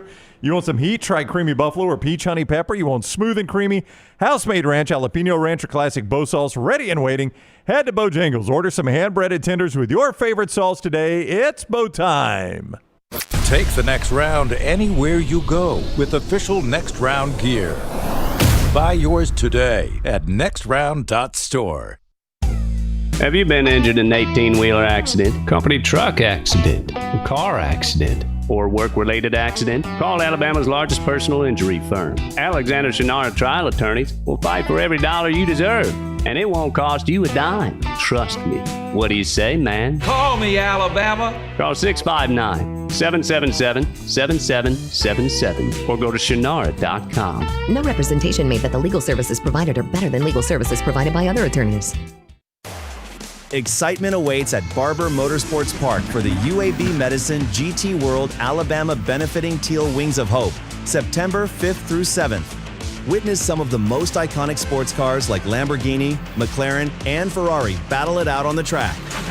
Enjoy the beer gardens, food trucks, kids zone, garage, and more. The UAB Medicine GT World Alabama. Kids 15 and under get in free. Get your tickets today. Hey, there's nothing worse than waking up to a plumbing problem. Don't get caught in a flooded house. Call the guys at Hemp Hill Services. Adam, Chad, and the team at Hemp Hill are the only ones I trust to fix it and fix it right the first time. Hemp Hill Services does it right and always at a fair price. For all of your plumbing, cooling, and heating needs, trust the name that Birmingham has trusted since 1954. That is Hemp Hill Services. Call now, 205-229-2090. That's 205-229-2090. Take TNR on the go with a podcast built for your satisfaction. Miss Hour 1? Find it in podcast form. Miss Hour 2? Stream it now. Miss Hour 3? Download it for later. Miss Hour 4? Well, just know it's never coming back. Listen to TNR wherever you find podcasts. Hey, for all of your IT and printing needs, reach out to our friends at Xerox Business Solutions. Look, I'm still one of those old school guys. I print my notes every single day for the show. If you watch the show here on the Next Round, you see all the notes in front of me. From day one, Xerox Business Solutions, they've been with us here at the Next Round. Local for over 45 years. For all of your IT and printing needs, visit XeroxBusinessSolutions.com or call 205-969-3000. That's 205-969-3000. This hour of The Next Round is presented by the Birmingham Racecourse Casino, now featuring 7 days of giveaways with your chance to win a share of up to $125,000. The more you visit the Birmingham Racecourse Casino, the more chances you have to win. Stop by the New York Butcher Shop and pick up the finest in certified Angus prime beef steaks and burgers, premium pork chops, ribs, and all-natural chicken cut to order just for you. Their chef-prepared entrees and side dishes are the perfect dinner-to-go choice for your family and are ready to heat at home. With a great selection of fine wines and desserts, the New York Butcher Shop is your one-stop dinner shop. 2 locations to serve you, Cahaba Heights and on Highway 119 in Greystone. The New York Butcher Shop, rare quality, well-done service. Looking to expand your business? Let the Next Round help you. Contact us, sales@nextroundlive.com, and be part of the team. Advertise your product to hundreds of thousands of potential customers on our ever-expanding platforms. The Next Round can take your business to the next level. Join our existing partners in the fastest-growing media space, both live and on demand, while reaching the most desirable audience for your business. Get more information by emailing sales@nextroundlive.com, and one of our team members will work with you to build a plan to take your business to the next level using the Next Round. It's bow time. Tired of choosing between sweet and savory? Why not have both? Introducing Bojangles' new chicken and bowberry waffles. The bold Cajun chicken filet you love, now drizzled with a bowberry honey glaze and sandwiched between 2 warm waffles. Which means your favorite meal of the day just met your new favorite dish. And lucky for you, it's served all day. But it's only here for a limited time, so try chicken and bowberry waffles at Bojangles today. It's bow time. Jim Dunaway, Lance Taylor, Ryan Brown. Live from the Birmingham Racecourse Casino Studios, the Next Round, presented by Bud Light, is on now. Clay Travis, right after LT tells you about our friends at Odie's, and can't wait to get Clay's thoughts on some of these big college football games coming up. You can watch them all at Odie's. Yeah, Odie's Tavern, great place to watch all your college football action, get a great lunch or dinner, and of course, tomorrow night, Odie's Team Trivia. We do it every single Wednesday night. Make sure you stop in. We get started a little after 8 o'clock. Enjoy some of the great food from Rodney Davis. Been doing it for almost 40 years now. The award-winning wings, delicious burgers, great sandwiches, the ice-cold beer buckets full of the Bud Light. Get in either location, Edgewood, Crestline. Go see Will Haver and that great staff. Birmingham Institution is Odie's Tavern. All right, he is the founder of Outkick, and you also see him on Fox and at Clay Travis on social media. He is with us each week on the Alexander Shinara Trial Attorneys Hotline. Welcome in, Clay Travis. How are you today? I'm great. How are y'all? Doing awesome. Game week is finally here, and you said you were going to Bama, Florida State, right? Do I remember that correctly? That is correct. I've never been to a game at FSU, so I'm going to be down on the beach driving over for the game. Looks like we're actually going to get – well, I don't know. You guys probably have looked at the weather more recently than me. It's not going to be super hot, but is the expectation rain? Yeah, I think there's a 60 to 70% chance for rain. I'll check that right now, but that's what I saw yesterday. Yeah, so that'll be its own little different weather challenge than maybe expected. But, yeah, obviously I can't wait for week 1 to get underway. So which one of these coaches do you feel better about in the future? Because I know you're not high on Kalen DeBoer, but Mike Norvell has had a lot of ups and downs in his 5 years in Tallahassee. Well, first of all, I think this is a monster. This is one of the great narrative games of week 1. I think week 1 probably more than almost any other week. We make bigger leaps because we've been waiting so long for the opportunity to see how the teams look. If Kalen DeBoer and Alabama lose, I will be seen in the state of Alabama as a huge Kalen DeBoer supporter because I won't be trying to burn him in effigy as most of the people in the state of Alabama will. And for Mike Norvell, I feel like his risk level in this game is not very high because they're coming off an awful season. Alabama's, a 12, 13-point favorite in this game, 2 touchdowns roughly. And if Florida State were to go out and win, in many ways, it reverses much of the sting of last season. And all of a sudden, everybody at FSU is like, okay, the Seminoles are back. If Kalen DeBoer wins, I don't think most Alabama fans are going to say, okay, this team is for real. Now, maybe if Ty Simpson goes out and throws for 5 touchdowns or something like that and looks like a Heisman Trophy quarterback, then there would be sort of irrational optimism. But to me, this is a Florida State has a lot to gain. Alabama, really the expectation is, hey, let's see if we can actually go on the road and play a decent game, right? Because if I'm not mistaken, Alabama went 1-3 on the road in the SEC last year. I think that's right. Losses at Oklahoma, Vandy, and Tennessee. The only win at LSU when Jalen Milroe probably had his best game. And I know Bama looked pretty good at Wisconsin, but obviously Wisconsin was not very good last year. So to me, this Bama FSU game is going to be a lot of fun for narratives. I think the same thing you can say about Clemson and LSU, given what LSU's lost 5 straight game ones, 3 in a row under Brian Kelly. And then obviously the biggest game by far, Texas, Ohio State this weekend. So I'm pretty psyched about all of them. I think I've said this before to you guys. The biggest challenge for me is I actually would prefer not to go to any game. I would rather just sit at home and watch them all. And one of the most difficult things about going to a game is not being able to watch, every play of all the games that I care about. I wanted to ask you about Ryan Day because when he lost to Michigan last year, before he was blessed to be in the playoffs and win a national championship, his approval rating with Ohio State fans was as if he changed the Cracker Barrel signs. Yeah, that's where he was. That's where he was, man. But he got the Uncle Harvey special or whatever, Uncle Herschel special, and got to win the championship. If he loses to Texas, how much does he start losing some of that stock he built up?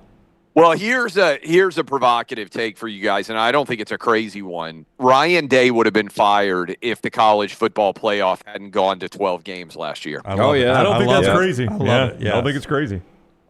So he got the redemption, obviously, Tennessee, Oregon, Texas, and then to close it out against Notre Dame.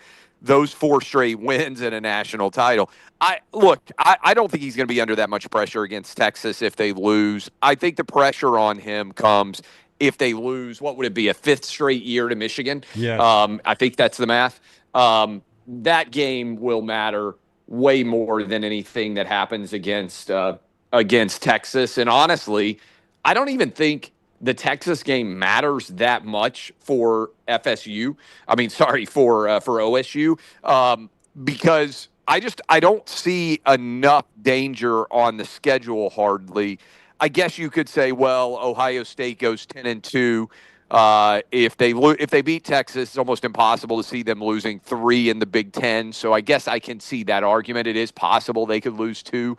But I think whatever happens in the Texas game, both teams are expected to be so good. I think you get more of a bump for winning than you do a knock for losing, if that makes sense. And so I don't think Ohio State fans are gonna actually lose their minds over what happens in this game. Particularly, you got a brand new quarterback starting.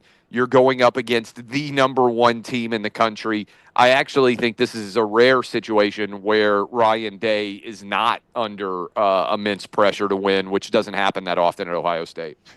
Listen, I don't want to call it a publicity stunt, but you know a way to frame things with the media to get great exposure. This Ohio State alleged banning, and now Ohio State's issued statements. We did not ban Portnoy from the Fox set inside the stadium. It was a Fox call, blah, blah, blah, blah. Connor Stalions tweeting, hey, man, you need tickets. Hilarious, him in a mustache. Do you feel like this was totally a set-up publicity stunt from the get-go? Well, I feel like in general, the best advantage for marketing is to tell your story first. Because whatever the truth ends up being, once your story is out there, a lot of people don't listen to the counter. Think about it. How often do you see a lawsuit filed against a famous person every detail and allegation, as sordid as it is immediately covered. How often do we cover in any kind of detail the response of that isn't true? That's right. The first punch in all life is the most effective because it's unexpected, and it's the one that kind of grabs the story. So I don't actually know what the truth is here. I've not been privy to those details because I'm not involved in this week's Big Noon broadcast. I'm going to be on several from SEC stadiums this fall, but obviously I'm not going to be at that one. And so I don't know what the full story is. But if you give me a choice, I would rather put my spin on the story first before someone else did. Well, I tell you who loved the way the story played out. Whoever started it was, number one, Dave Portnoy. He loved it. Number two, Barstool loved it. And number three, I think Fox loved it, Clay, because it does raise some curiosity about his role. This is a terrible break for Fox. This could be one of their highest-rated pregame shows ever because of the game it leads into, and they're going head-to-head with Lee Corso's final show, which is going to draw eyeballs. This is a terrible break for them to get a show leading up to Texas Ohio State the same week as Lee Corso's retiring. Yeah, is game day at the same game? They are. I haven't yeah, even looked. that's the other thing is game day's in Columbus. Yeah.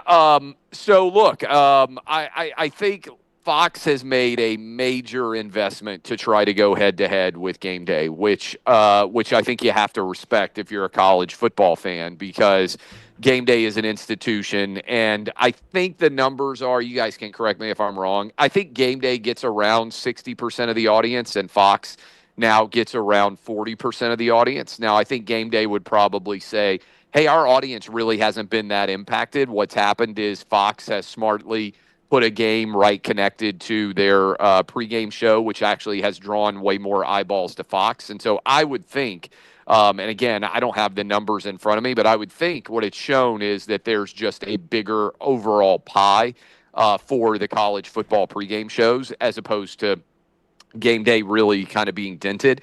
But look, I mean, basically, Fox has got a pregame show, by and large, that's for the Big Ten, right? And increasingly, game day is a pregame show that's for the SEC. And I think that's probably just going to continue to grow. And I know the SEC network does their own pregame show as well. But if you really look at it, ESPN is head over heels invested in the SEC, and Fox is head over heels invested in the Big Ten. And there isn't really any other comparable investment in the Big 12 or the ACC. Doesn't mean that, Big 12 and ACC games that matter aren't going to also sometimes get the pregame shows. But I think the easiest way to think about it is Fox, Big 10, SEC, and ESPN. And the funny thing about that is, and I've argued this for a while, and a lot of Fox execs have seen it. Actually, Fox should have the SEC, and ESPN should have the Big 10. If you think about the larger cultural synergies of the companies, Disney is not really aligned with Red State America. Fox obviously is with Fox News. But in sports, those things are kind of reversed. So we've got a couple of good games on paper on Friday night. Auburn, Baylor, Georgia Tech, Colorado. I don't know. It was probably 12, 13 years ago when you were doing the Fox Friday night show with all the guys in studio.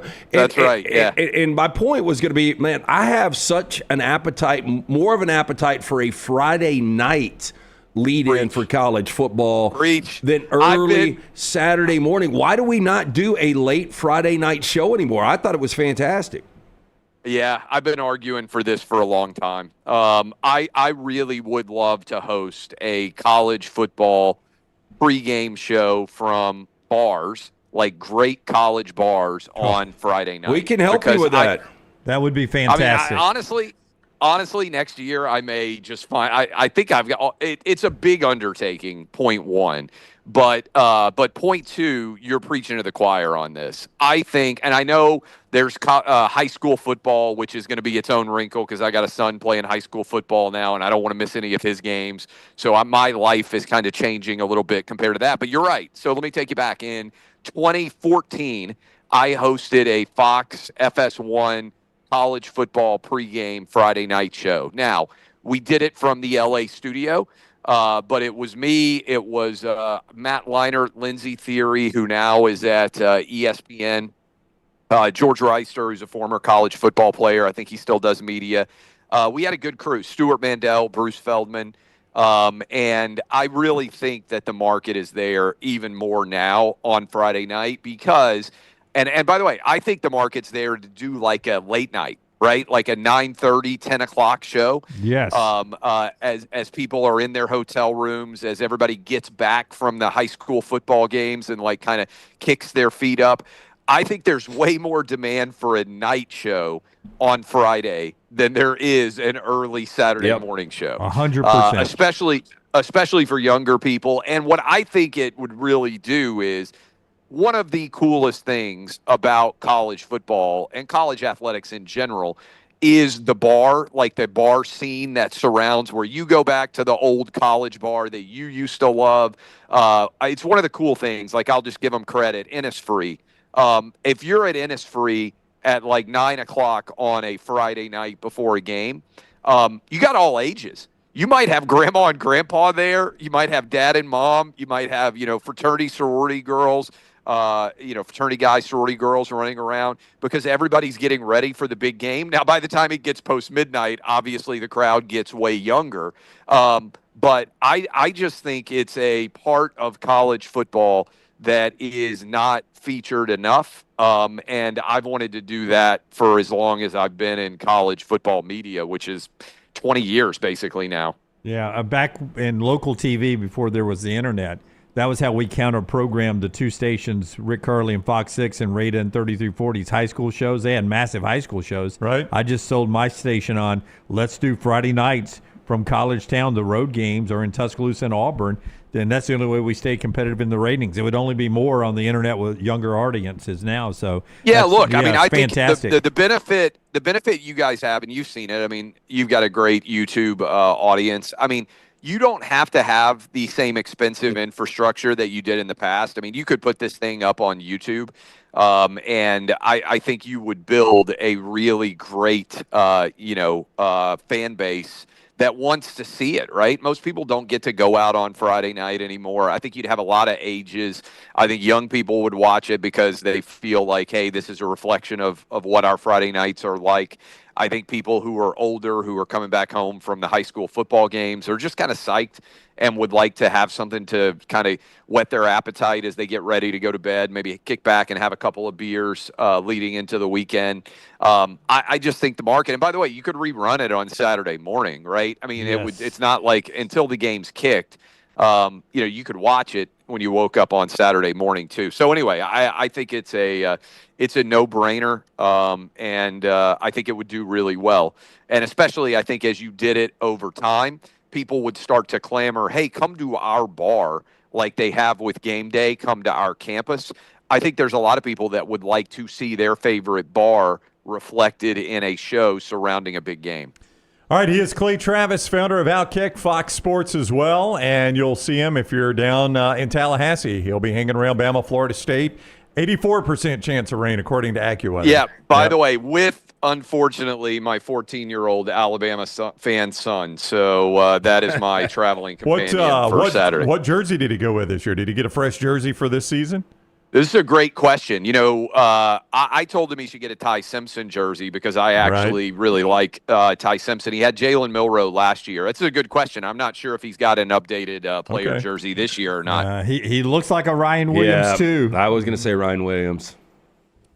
I think he may have a Ryan Williams jersey. Actually, that's a good point. Yeah, there you go. Yeah. All right. How many Tennessee jerseys does he have? He's got a Peyton Manning jersey. Oh, okay. Though he's old school. Yeah. Yeah. All right. Enjoy the trip, Clay. We'll see you next week. All right. See y'all. Bye-bye. All right, man. Thanks. Clay Travis with us on the Alexander Shannara Trial Attorneys Hotline. And our friends at Breakline bringing you this updated information from Clemson camp. Tight end Ian Shefflin. Is that correct? The chef. Yeah. His DUI was dropped.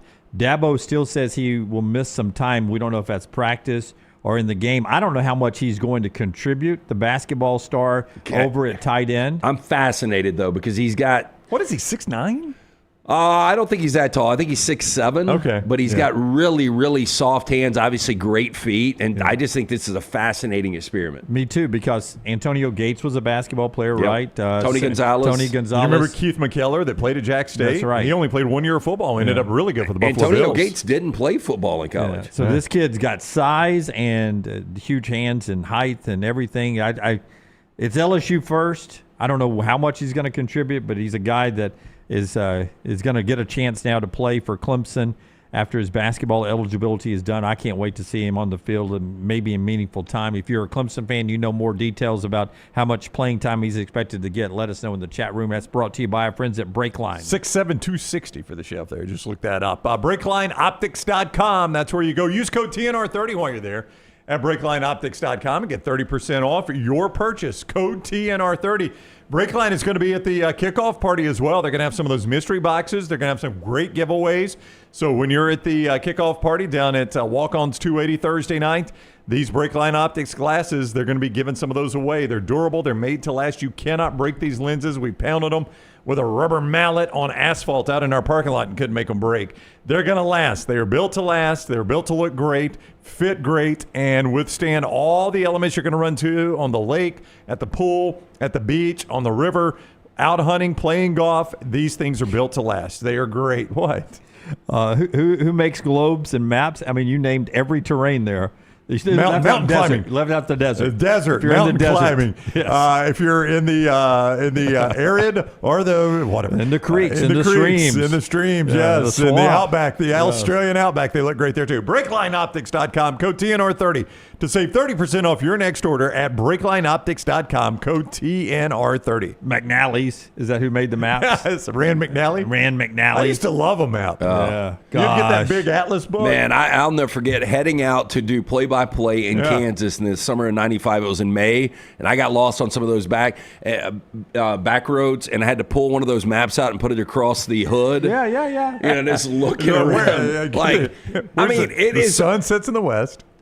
Tyler, you would be amazed at how we used to have to travel. I know. Before GPS, I mean, this is as late as, well, Maggie and I were dating, so late 1998 still.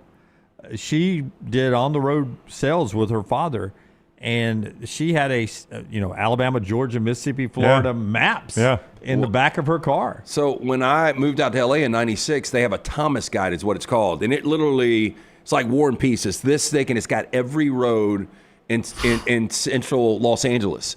And so that's how you would have to do it. You would have to look up and, piece it together. Yeah, it's crazy. As late as 2000, we were freaking Lewis and Clark. We were traveling around the roads. That's exactly what it sounds like. You're just like charting out your course to get to McDonald's or something. And when you entered a new state, you could stop at the Welcome Center and get that state's map. So For you free. know where to go. Yeah, So for free. is that They'd give what it to you. welcome centers are for? Pretty much, that and a pisser. Oh. Take a whiz and get a map. I'll tell you, though, when we first started to creep into GPS was MapQuest. Yeah. And you would print it out, and sometimes depending on how long the trip was, like 3 pages, and Turn sometimes right. it would miss one step, which would throw everything up. They didn't print off. Yeah. And then sometimes there'd be construction. Like this was a real problem in Nashville, especially. Yeah, Randy Brown did not like that. I'll go ahead and tell you. No, back then it didn't put it in Nashville. There was no construction then. Nobody lived in It was Nashville. Atlanta. There was always a building going on in Atlanta. All right, when we come back, upset alert. But one thing before we get to break here that I want to remind you. Everyone's trying to pay for NIL, right? And rev share. Arkansas is doing this. As you, as an Alabama or an Auburn fan, head to Waco and Tallahassee this week, and then when you go to home games at Jordan Hare and Bryant-Denny, let us know if you're getting this. But Arkansas has a student enhancement fee. Basically, it's a tax. It's a student tariff. It's a tariff. It's a student enhancement fee. 3% on every concession item sold at the stadium this year. There's a 3% student enhancement fee. Now, that's passed down to all fans, not just students. No, it's to all fans. Okay, anybody that buys a drink. It's a student enhancement fee. Gotcha. It's going to the students' enhancement, Brown. It's not a student fee. It's a student enhancement. Which students is it going to, Jim? The athletes. That It's happen going to play the football? athletes, yeah. Yes. So if I'm going to buy a Bud Light at Reynolds Razorback Stadium, I don't know if they sell beer there, I'm just assuming, or a nice Coke product or a hot dog or a popcorn, You're throwing 3% on top of the cost already. That's going straight into the student enhancement, the athlete fund. Alabama at their first home game will have 101,000 people there. What do you think the average price per fan spent at concessions is? Do you know the number? No. I'm asking you. I would say $10. You'd say 10. I'd say 20 per head. So that's either $1 million or $2 million, depending on which one of you is correct. I don't think everybody buys something, right? But not everybody buys. Just a $8 Coke and a $5 hot dog. Right. So you might be right because a beer is going to be 12. But think about it. Think about it. That's $1 million. So 3% of $1 million is $30,000. They're not getting rich off this. Sounded like they were, Brownie. Well, I know, but think about it. If you're right and it's $2 million, that's $60,000. That pays one game of your quarterback, maybe in NIL. Man, $30,000 probably pays one game of your quarterback. One game for your quarterback. Okay. Well, I got to pay for them somehow. No, it's an interesting story, but I'm just saying they're not getting wealthy off 3%. It sounded bad, Brown. 3% tax. I always vote against those. When we come back, upset alert, and you'll meet Brooks, our newest employee. He will make his first pick. His first appearance will be making probably a loser on the air. Wow, odds are. Way to Wellness bringing you part of the show. Leslie, her board-certified team there to help you jumpstart your weight loss if you want to do that. Maybe you need a special diet when it comes to diabetes, or maybe you have a heart issue, maybe sleep apnea. There are diets that can, a food plan that can help maybe curb those or help you with that. You can check them all out online, aplanforme.com. Everything's different there. No cookie cutter plan, no contract, no sign-up fees, first consultations free. It's all right there online with Way to Wellness, aplanforme.com, your journey to healthy living. Follow Scott Forrester on Twitter at ScottForresterTV. Have you been injured in an 18-wheeler accident, company truck accident, car accident, or work-related accident? Call Alabama's largest personal injury firm. Alexander Shinara Trial Attorneys will fight for every dollar you deserve, and it won't cost you a dime. Trust me. What do you say, man? Call me, Alabama. Call 659-777-7777 or go to Shinara.com. No representation made that the legal services provided are better than legal services provided by other attorneys. Storm season is here. Make sure you have a plan of action in place right now. Greg from Pell City and Storm Restoration Roofing should be your first call when storms hit. Insurance companies love working with Storm Restoration Roofing because of Greg Nelson's name and reputation in the industry. When storms hit, call Greg Nelson. He's local, 205-542-3531. He's the home of the free no-cost roof inspection. Greg from Pell City on Facebook, 205-542-3531. It's Storm Restoration Roofing. When you crave activity like we do, you belong in the Roback family. Get the best golf wear, hoodies, and activewear for men and women at Roback.com. Use promo code TNR20 to get 20% off your order. That's Roback.com, promo code TNR20. Remember the name Way to Wellness if you're battling weight loss in your life. I'm Jim Dunaway from The Next Round. There was a time I was over 216 pounds until Way to Wellness helped me lose 45 pounds, and now for over 2 years, they've helped me keep that weight off. Here's their website, aplanforme.com, aplanforme.com. That's a great name for a website because there's no cookie cutter plan. Everything is designed specifically for you. No contract, no sign-up fees, and your first consultation is free at Way to Wellness. The World Wide Web is a large place. Find all your favorite people and content in the same spot. NextRoundLive.com is full of wonderful tidbits about the show you know and love. Find our gear, listen to your favorite personalities, follow our socials, and enjoy your trip to NextRoundLive.com. Hey, let me tell you about our friends at Urology Centers of Alabama. Compassionate and comprehensive urological care with 35 physicians, 17 locations across Alabama. Their patient-centered approach to all of your urological needs. Remember, they've got that new men's health center. It is beautiful, helping men with a wide range of sensitive male issues in a comfortable environment. You can always go online, visit urologycentersalabama.com, schedule an appointment with one of their many urologists today. Just because you've quit going to the gym, it doesn't mean that you have to quit gym altogether. Dunaway, that is. With our Next Round podcasts open 24/7, 365, you can access gym anytime you'd like. While you may have done away with your treadmill routine, our version of Done Away is standing by ready to get you back to your absolute best. Find all that lovely Jimmy D-led content on Spotify, Apple Podcasts, Google Podcasts, and in the podcast section of nextroundlive.com. This message is sponsored by Jimmy Crypto Inc. and Jimmy Crypto for President. Hey, Lance Taylor from the Next Round to tell you about one of our favorite places for breakfast, lunch, and dinner. That is Hamburger Heaven since 1982. Hamburger Heaven has been serving Birmingham's best hamburgers, cheeseburgers, French fries, hand-spun milkshakes, and sandwiches made fresh to order. All of their ingredients are fresh and prepared daily. This includes their beef, always fresh, never frozen, hand-pattied each and every day. For breakfast, lunch, or dinner, visit any of the 4 locations, Highway 280, Irondale, Gardendale, and Homewood. It's bow time. Tired of choosing between sweet and savory? Why not have both?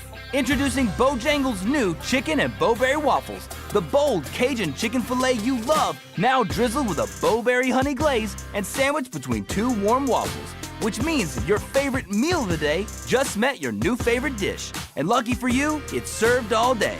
But it's only here for a limited time, so try chicken and bowberry waffles at Bojangles today. It's bow time.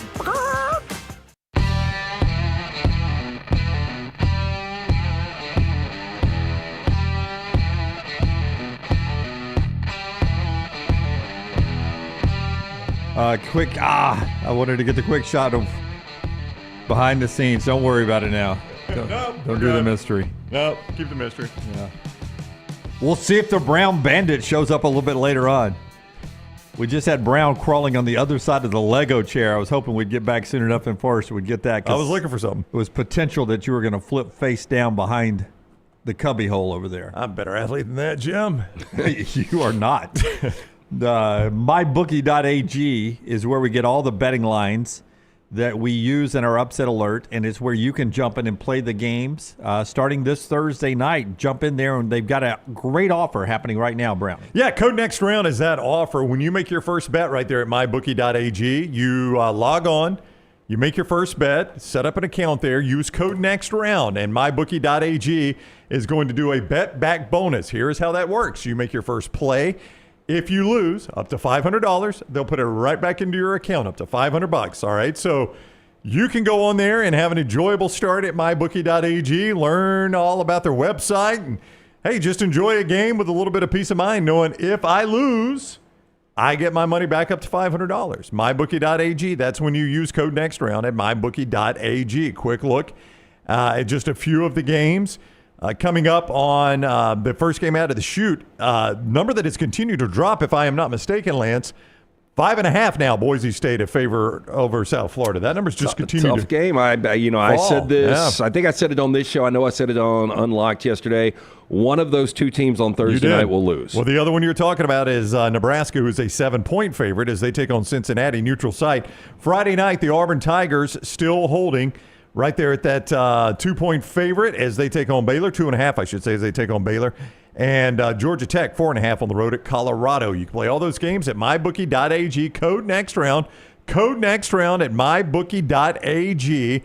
And that's how you get that bet back bonus of up to $500 on your first bet. mybookie.ag, code next round. All right, a little historical moment here before we get to upset alert. 1990. Last time Georgia Tech and Colorado played each other in they're playing for the first time in football since 1990 when they split the national championship. Oh, I didn't know they played that year. No, they didn't play that year. I started over. Okay. 1990, this is the first time they played on the field since they split the national championship in 1990. They didn't play head-to-head back then, but they're playing on Friday night. It has come out officially now. Tom Osborne, who played both teams, has now said who he voted for in the coaches poll. Oh, really? Yeah.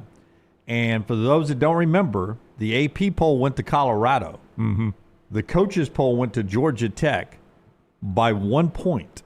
Georgia Tech's only got that national championship by 1 point. Oh, don't tell me. Tom Osborne, 88 years old, tells USA Today that he did vote. He'll say it now. He did vote for Georgia Tech to win the national championship, not his conference made Colorado. Did Colorado beat Nebraska? Yeah. I think Colorado beat Nebraska. Yeah, because Colorado only had the tie.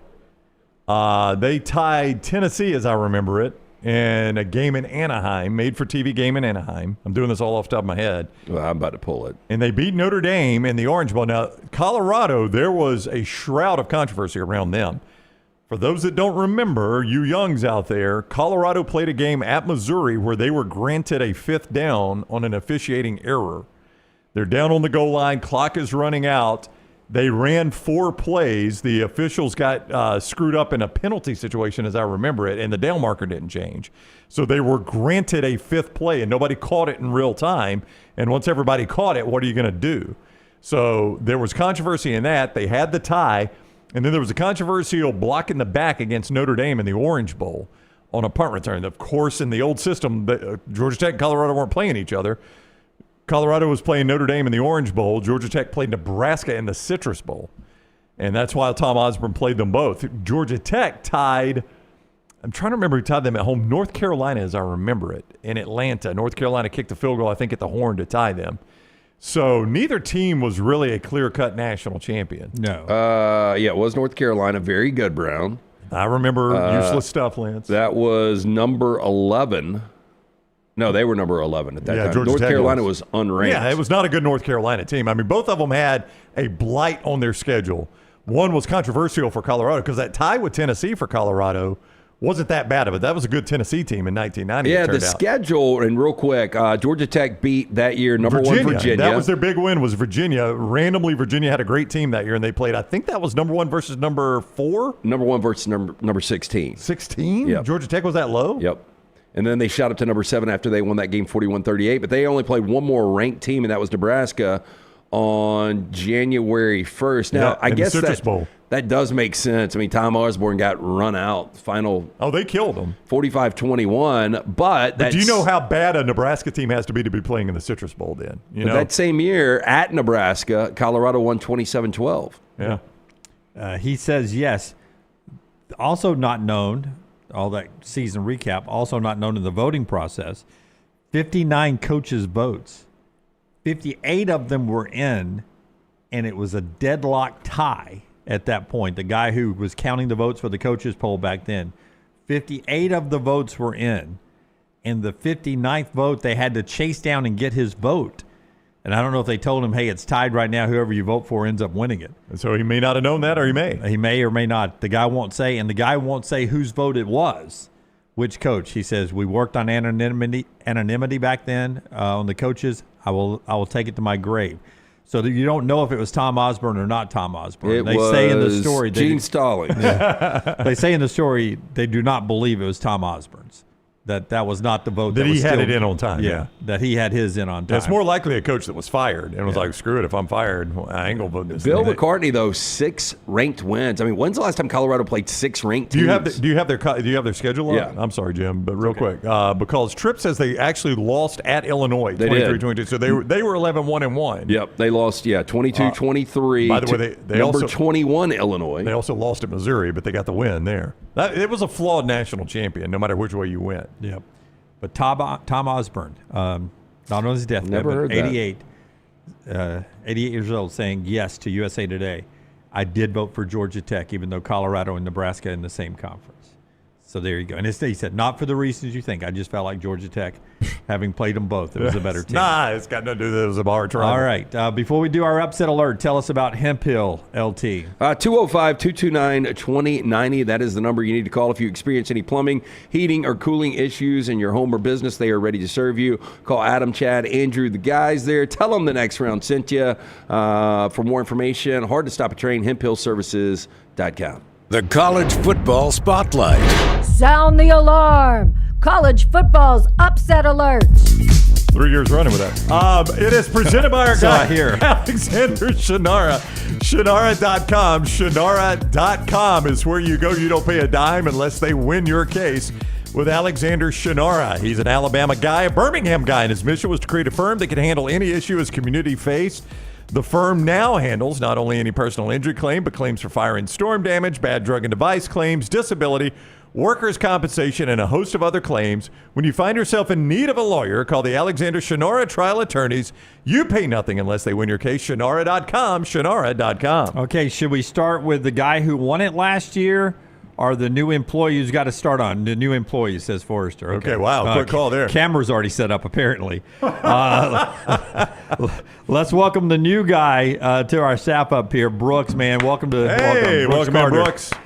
He's going to be with us now. He'll be doing a variety of different jobs up here, including picking football games for us. Can he draw? He's not drawing this week because today is day one. He's still officially filling out paperwork, I assume. Yeah. Actually, I don't even think I got any markers in here. So yeah, we got markers all over the place. This way, I told you where you could we find told you where the markers were in here, and you were scared to come in here for some reason. I don't know where I'm allowed at. You can go. Day one. You can go anywhere. That's right. You can go anywhere up here, and you're allowed to draw, or you can do something more creative like Forrester does later on. So, tell us your pick here, and we'll learn more about you as your career here continues. I'm going to go with Coastal Carolina -12 over Virginia. Virginia is lost 6 of 7 to finish the year last year. Tony Elliott has had 3 consecutive losing seasons. I don't think things are looking good for him. Give me the Chanticleers -12. Wow. Plus 12. Plus 12. Plus 12.5. We'll throw a half on there for you because we don't like pushes here. So we always use the half to your advantage. So use that rule there too. So 12.5. Brown always updates us with the MyBookie AG, mybookie.ag point spread. Those are the ones we officially use as well. Yep. So got to dig deep for that. Was that a Saturday game? Yeah. I did not have that one pulled right up here. Coastal and Virginia. I don't even think that makes my sheet, but that's the way you win. That's the way you win. That's the way you win at this. So we're not knocking your pick there, Brooks. We are knocking the excuse that you didn't come in here because you didn't have a marker. Coastal. I've got this at 11. We're going to have to play Coastal Carolina plus 11.5 here. So it's 11.5. Yep. That's the official number for you. All right. We'll come back to Forrester. But Get Brooks, the camera reset. Welcome on board. Let's go next to Lance Taylor here. Lance? Well, I've told you guys this Thursday night when we are going to be hosting our 5th annual kickoff party at Walk-On's Tattersall Park that there are 2 games that have a little intrigue. Boise at South Florida and Nebraska playing Cincinnati neutral site. Right. One of these teams is going to get upset. Maybe both. I would not be surprised, but I am going to go with the nightcap, Cincinnati Bearcats. This number stretched out to 7. I'm going to pull it up to 7.5. That seems like a lot of points. I don't like the way the number's moving, but Brendan Swordsby is a quarterback that really, production-wise, came on last year. Scott Satterfield, going into year 3, has got to win this year. From 3 wins to 5 wins. It's almost like everything he did at Appalachian State has been erased. Right. From the tenure at Louisville where he went 25-24, and now he's sitting at 8-16 in 2 years at Cincinnati. Got to make a move this year. Dante Corleone on that defensive line. Sorsby, the Indiana transfer from a couple of years ago. I think Cincinnati a much improved team this year, and I'll take them plus 7.5. I do not like that play, which may work out good for you. First of all, they gave up their home field advantage to play at Arrowhead. Nebraska will outnumber their fans 2-1, no doubt, maybe 3-1, and I think the better quarterback's wearing the red and white. So there you go. That's my take. Brown Bandit, not here yet. I don't know if he's coming. Okay, we'll wait and see. Yeah. Forster, since you won, I'll go next. Let's see. What do I have here? Oh, my team returns its starting quarterback. That's huge in this game. Tucker Gleason is back. He threw for 2,808 yards, 24 touchdowns. Their running back, if he's healthy, has played for Ohio State and the team they're playing. And this team may be better coached. I'm going to take Toledo to win outright. Good drawing. Against the Kentucky Wildcats. Give me Toledo plus the 7.5.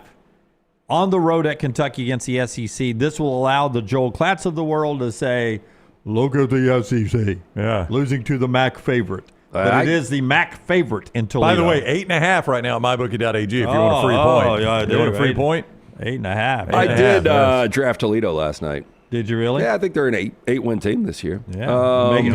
Make it 9. Do you like this play? Yeah. Probably so. I think there are a lot of sharps that are on the Rockets. This has been that game a lot of people have talked about all summer. Yeah, it's the game. If you missed it a couple of weeks ago, a guy named Brian Edwards that we follow a little bit that does some work out in Vegas said, I tried to tell you guys to get on this when it was 10.5. It is dropping now, and it has in fact dropped. And that means that a lot of the early money was on Toledo in this. So yeah, interested to see if that plays out. That may or may not be the service I'm using this year. Maybe I'm using Lance's Lock. I don't know. But Toledo plus 8.5. Wouldn't that be horrible if I was paying Lance for lanceslock.com and then turning around and beating him with his own plays? That would be. Boom. That would be. 8.5. No. Hey, I really don't care. As long as the check shows up. Yeah. Play it, fade it. I don't care. All right. The yellow does not show up, does it? Does it? It could be a storyline coming up there. Yeah. Yellow does not show up. Yeah. Yep. That's a rocket, though. You can tell it's a rocket. I like the Rockets. You did well on that. Yeah. Yeah. Well, we got to find a yellow marker here. We're going to have to order one of those. We got no yellow. All right. When you don't see something, assume it's yellow. Yeah, by the way, Lance, that's a really good logo out of you. Oh, That's really? Cincinnati. Yeah, very good. They didn't break. I noticed. That's a good Cincinnati logo, though. That gets us to last year's champion because we always save Ryan or whoever does Ryan's picks for him last. Forster, congratulations on the championship. We forgot you won. Hey, thanks. Yeah. A lot of pride goes into this. Well, Lance, that not only is that a good-looking Bearcat logo, it's also a good pick. Oh, we got a duplication. I like we have a duplication. Riding the coattails of the reigning champion. I like this. So I see this going down as Cincinnati's mascot, whatever his name is going to be shucking Herbie Husker's corn right there in Arrowhead Stadium. Wow, Scott. Give me the Bearcats plus 7. Wow, Scott. 7.5. We'll play on words there. Yeah, wow. He's shucking the heck out of that corn. Yeah. Not a happy face on that Cornhusker either. He's sad, man. He's bummed. AI can do So anything. really, It's AI amazing. did that for you that fast? That's right. Yeah. I did that during the show. Wow. That's scary. Oh, I would have wow. been like, where did you find this clip? Okay, I'm not drawing another thing. I think we should do with the AI all year long. Scott, here's where you've screwed up. Yeah. You've Oh, told no. us. I mean, that you guys can do your own then. Yeah. Yeah. It's so easy, Yeah. right? Yeah. That you guys can handle that yourselves. You're going to get 4 different prompts, or 3. I'll lean and on then Brooks for half this. of one, and it's all going to be 10 minutes before the show. Yeah. If you think Lance can do that, Scott, you're out of your mind. It's easy, right? I mean, that's what I get told. Wait, It's I've easy. got to. I think for it to do animation for me like that, it has to. I have to upgrade. I have to pay, right? Oh, this is a combination of ChatGPT, Grok, and Canva. Okay. Okay. Wow. Yeah. Yeah. I don't know. 77% of the words you just used right there. Okay, and that gets us to our last pick. Look who's alive and carrying a suitcase. What's up, fellas? Welcome to football, Tyler. Got a little bit of a tan, Brown Bandit. Been out in Mexico, spending those winnings from last year. Cancun, baby. There were no winnings last year. Excuse you? Yeah, I don't think there were. You didn't get my private service. I mean, you think I'm dumb enough to give my winners here on the show? One thing my mama taught me, stay away from the Brown Bandits privates. It was the winners last year, Jim. Brown Bandit back. Here's what I did, Tyler. Are you excited for football season? I'm so excited. Yeah, I can tell. Here's what I did, Tyler. I hid a suitcase full of cash up here in the studio one night when you guys weren't here. And I told Brown the other day, you pick any game on the board, draw the thing on the whiteboard, and put it in that suitcase of cash.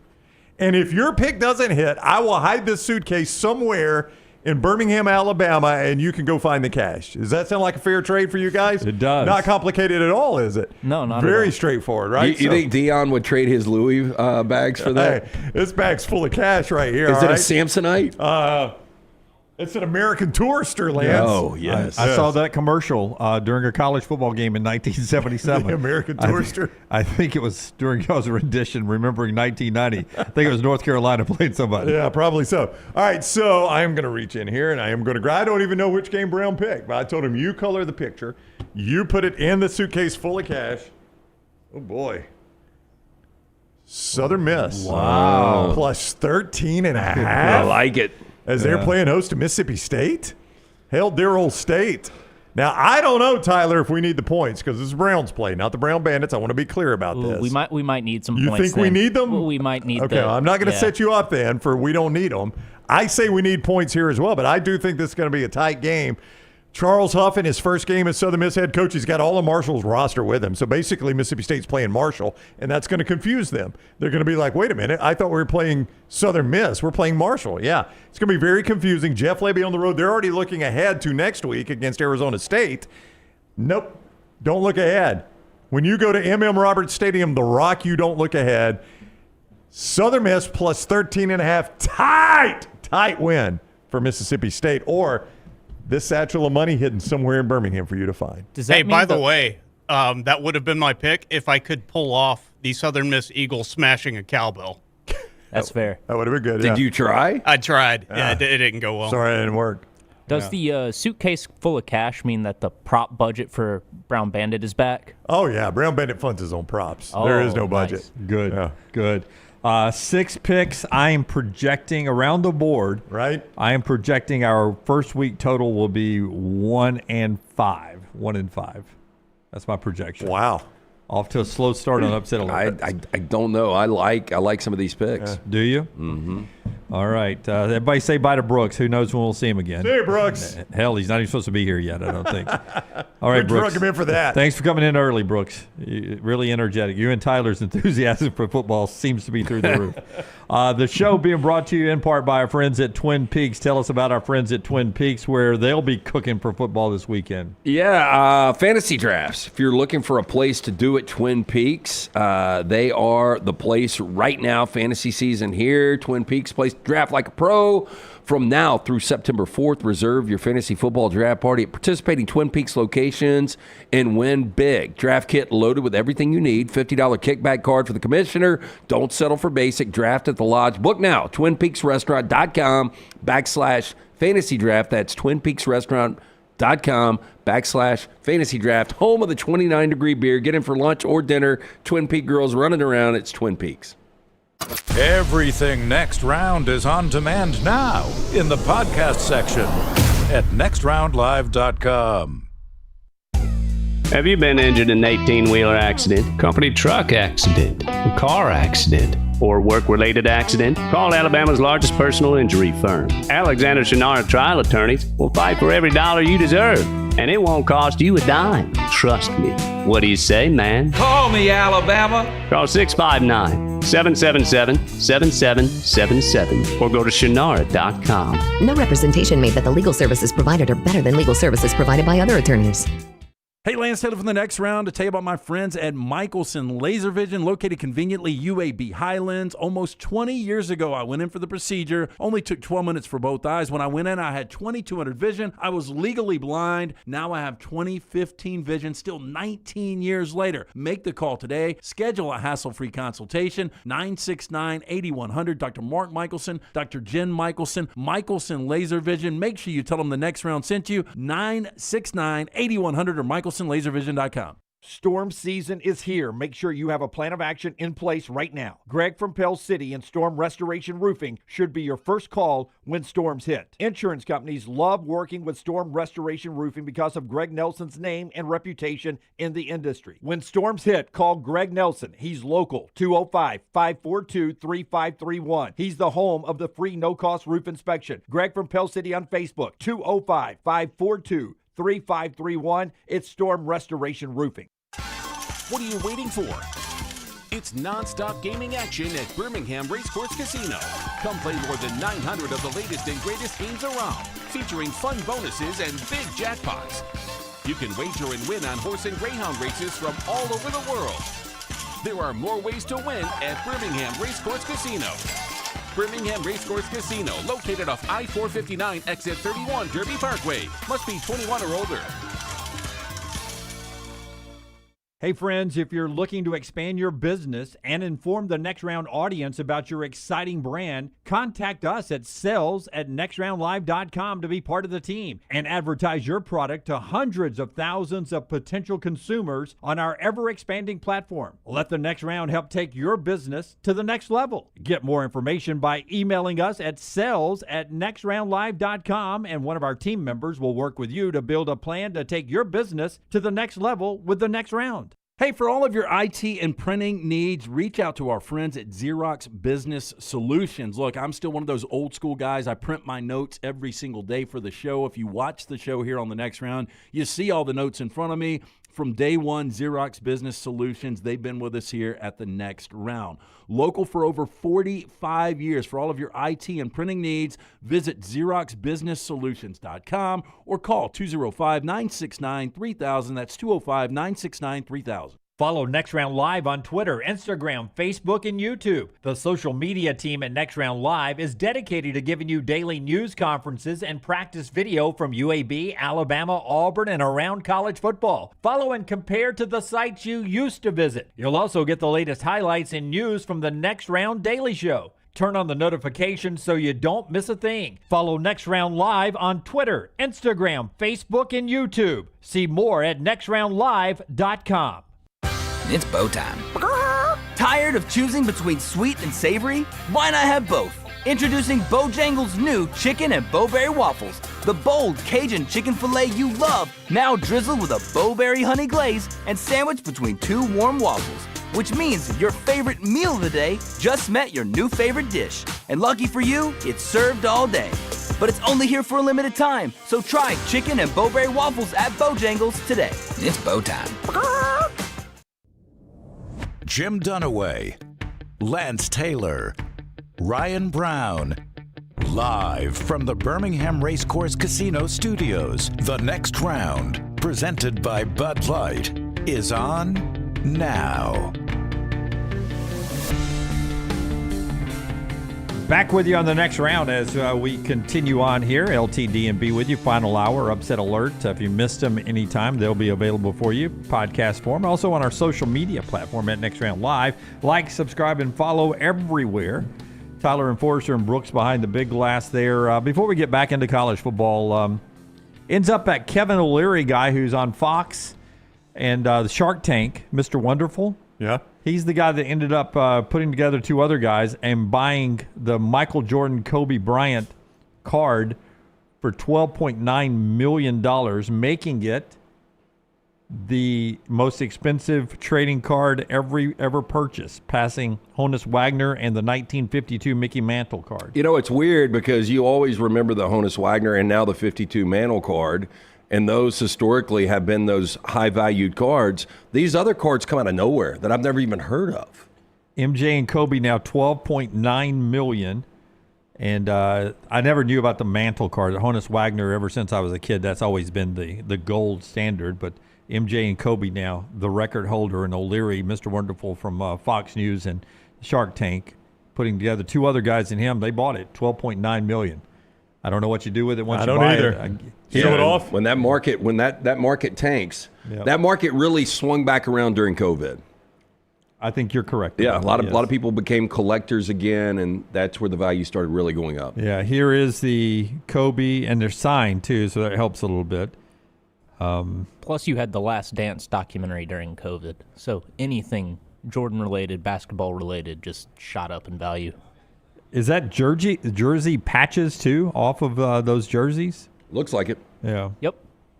Wow, that's impressive.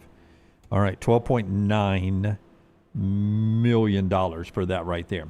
Okay, Champy's Chicken brings you the final hour of the show. Champy's Chicken, Highway 119 in Alabaster. Go by and enjoy the great cooking from Sterling and the crew there. Listen, there are Champy's all over the Southeast, but the one we tell you about is right on Highway 119 in Alabaster. That's because our buddy Sterling runs that one, and for over a decade at the same location, he has made every meal that comes out reach a certain level of quality that he demands. He's like the Nick Saban of frying chicken. He brines it overnight. He cooks it to order. It comes out piping hot. The hand-cut chicken fingers are delicious. Everything is all right there with our friends at Champy's Chicken.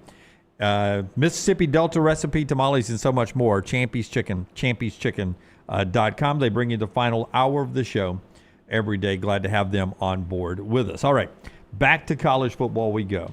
Brownie, we're about to see some top 25 matchups this weekend.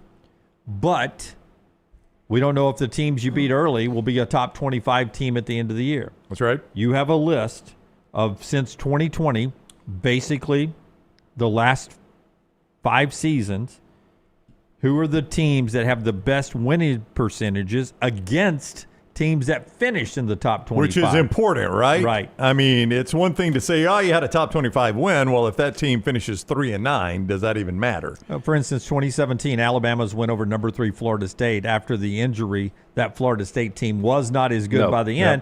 But I always said Florida, you have to take in this context. That Florida State team, until the injury, was one of the best teams in the country. I will say this.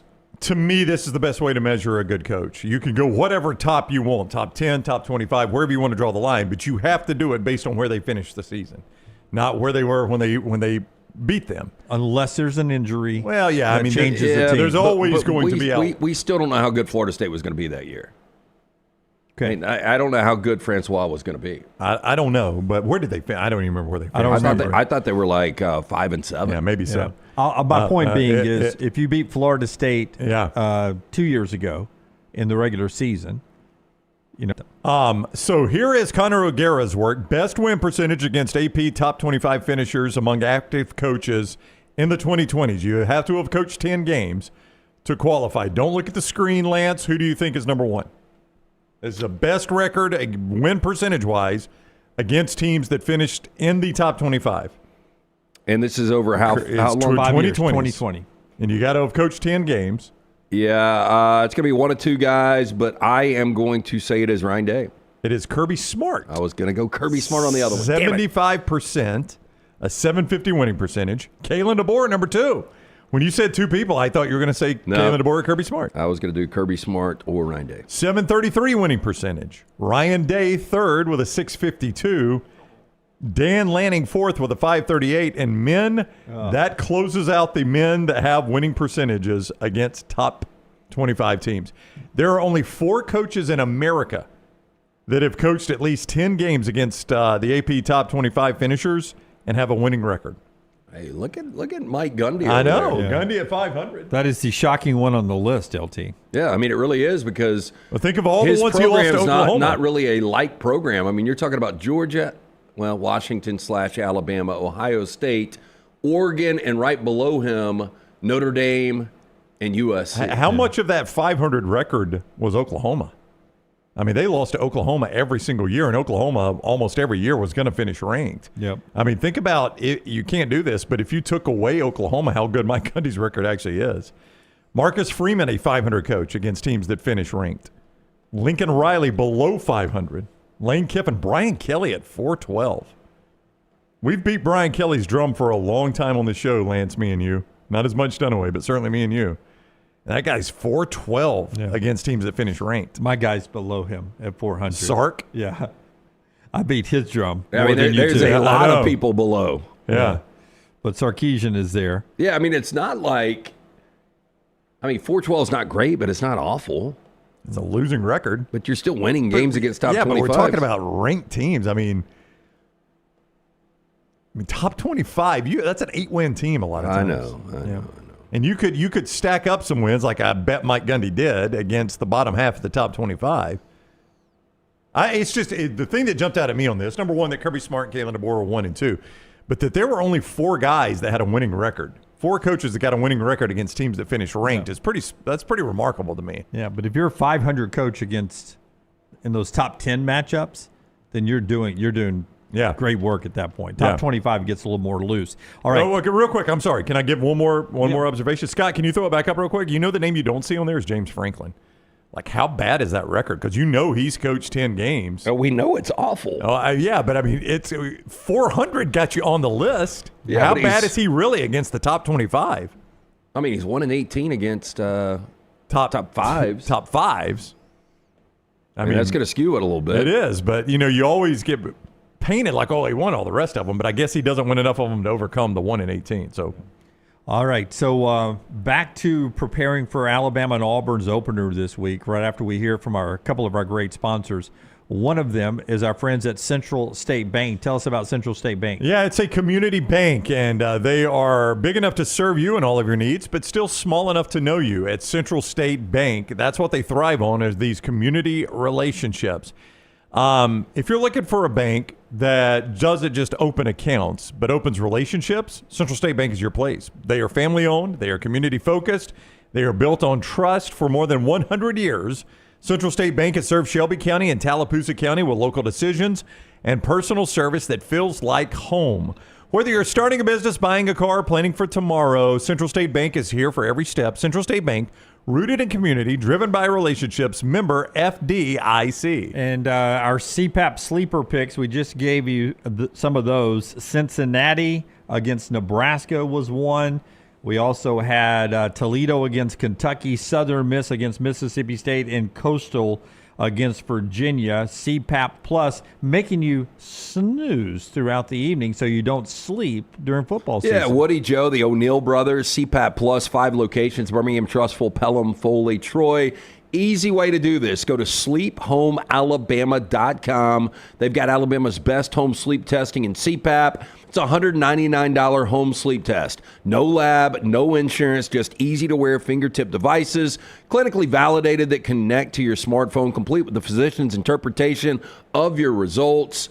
Again, nobody wants to deal with the lab. Nobody wants to deal with the insurance. You sleep in your own bed, and you get the accurate results here, all for $199. For more information about our friends at CPAP Plus, go to sleephomealabama.com. Alabama on the road at Florida State, 2:30 coming up this weekend. MyBookie.ag betting spread still right 13 around and a half. 13 and a half for that one. Rain in the forecast, right? 84% chance the last time I saw it. Yeah, rain when in we were the talking to forecast. Clay. Yeah.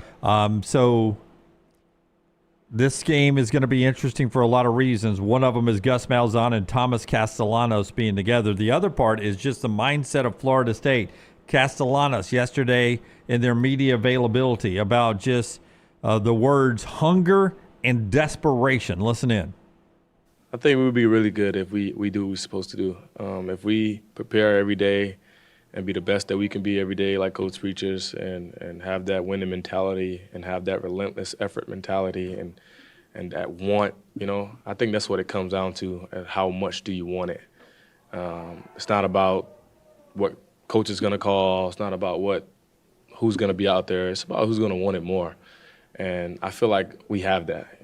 Based off, the previous year, they didn't have the year they wanted to have, but guys are desperate. And like Coach, like you said, Coach brought the guys, still have something to, we're just desperate. I won't say it's more of like a proven thing. Just think we're desperate and we all want to win, and we hungry and we want that. Desperation is one thing. Hunger is another thing. One thing I would tell you about the vibe coming from Tuscaloosa is that Kalen DeBoer, in my opinion, guys, has created a hunger in this football team. In fact, his quote that has been echoing throughout the offseason, we're not going to let it not be great. That's been his thing. He says it to Chris Lowe. I've heard him say it several times. We're not going to let it not be great. It's what Kalen DeBoer is saying. I think he's recreated a big hunger in Tuscaloosa. Yeah, look, outside of injuries and outside of Ty Simpson just, basically shitting the bed, this Alabama team is going to be legitimate. Again, I don't know how many people have got them winning the national championship. I thought I was going to be kind of on an island by myself, but it looks like other people have jumped on the bandwagon. Yeah, I'm starting to say, I think Pate. Yeah, Pate definitely did. Yeah. They went number 2 in our overall draft last night. Yeah, I think people think that's going to be a very, very good Alabama team.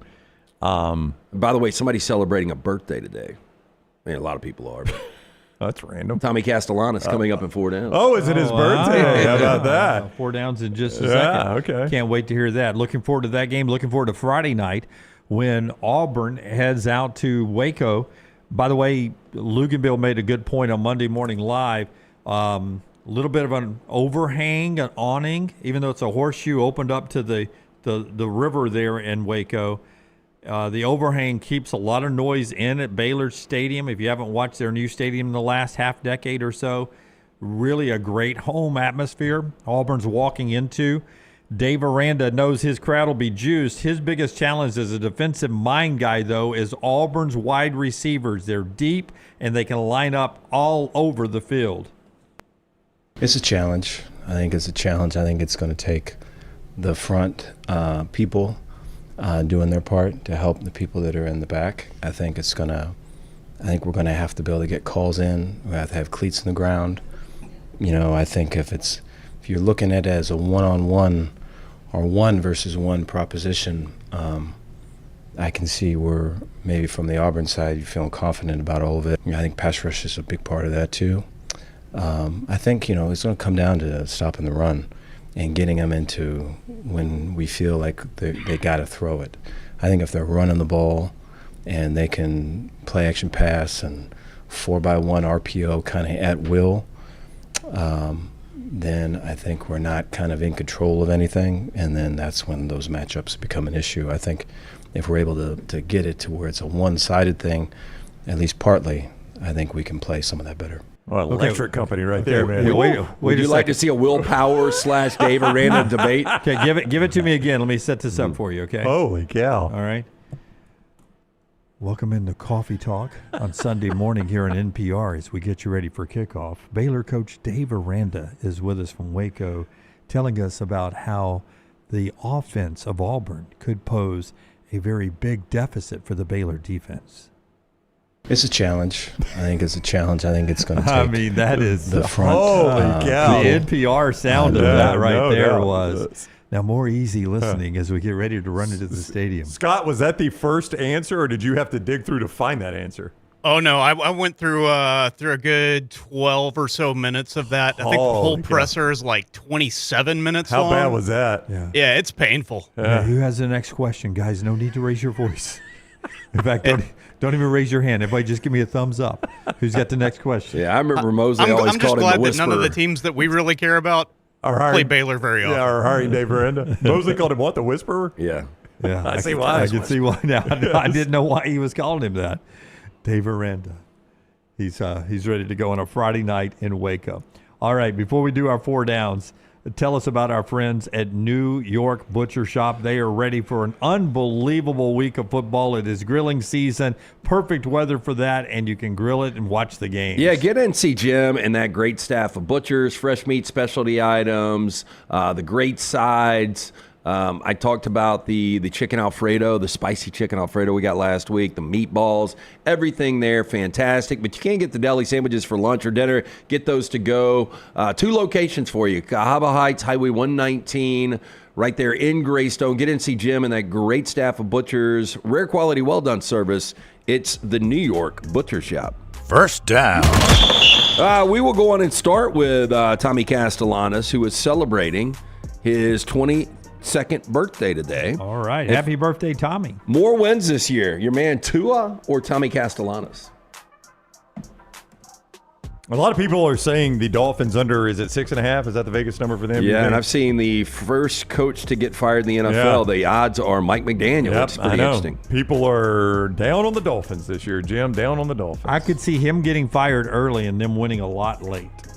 Somebody else takes over. Yeah. I don't even know where they would go. Anthony Weaver's the defensive coordinator, but he doesn't have any head coaching experience. Yeah. I'm going to take Florida State with a bounce back year, bouncing back like 8-4, which I think would be a good step. I'd take that. I drafted Florida State late last night. Did you really? Yeah. Good for you. I'll take Florida State, more wins than Miami. 8-7, 8-6. Is my pick. I think I'm going to go Miami just because everybody's shitting on them right now. I'm kind of with you. You know, I can't do these objectively when you bring the Dolphins into it. I'll say Miami finds a way to 9 wins, and that's more than Florida State. I was going to go Miami 8, Florida State 7. Yeah, I'll still be disappointed at 9, by the way. I don't think that gets you in the AFC playoffs. Where do we play the Super Bowl this year? It's in New Orleans.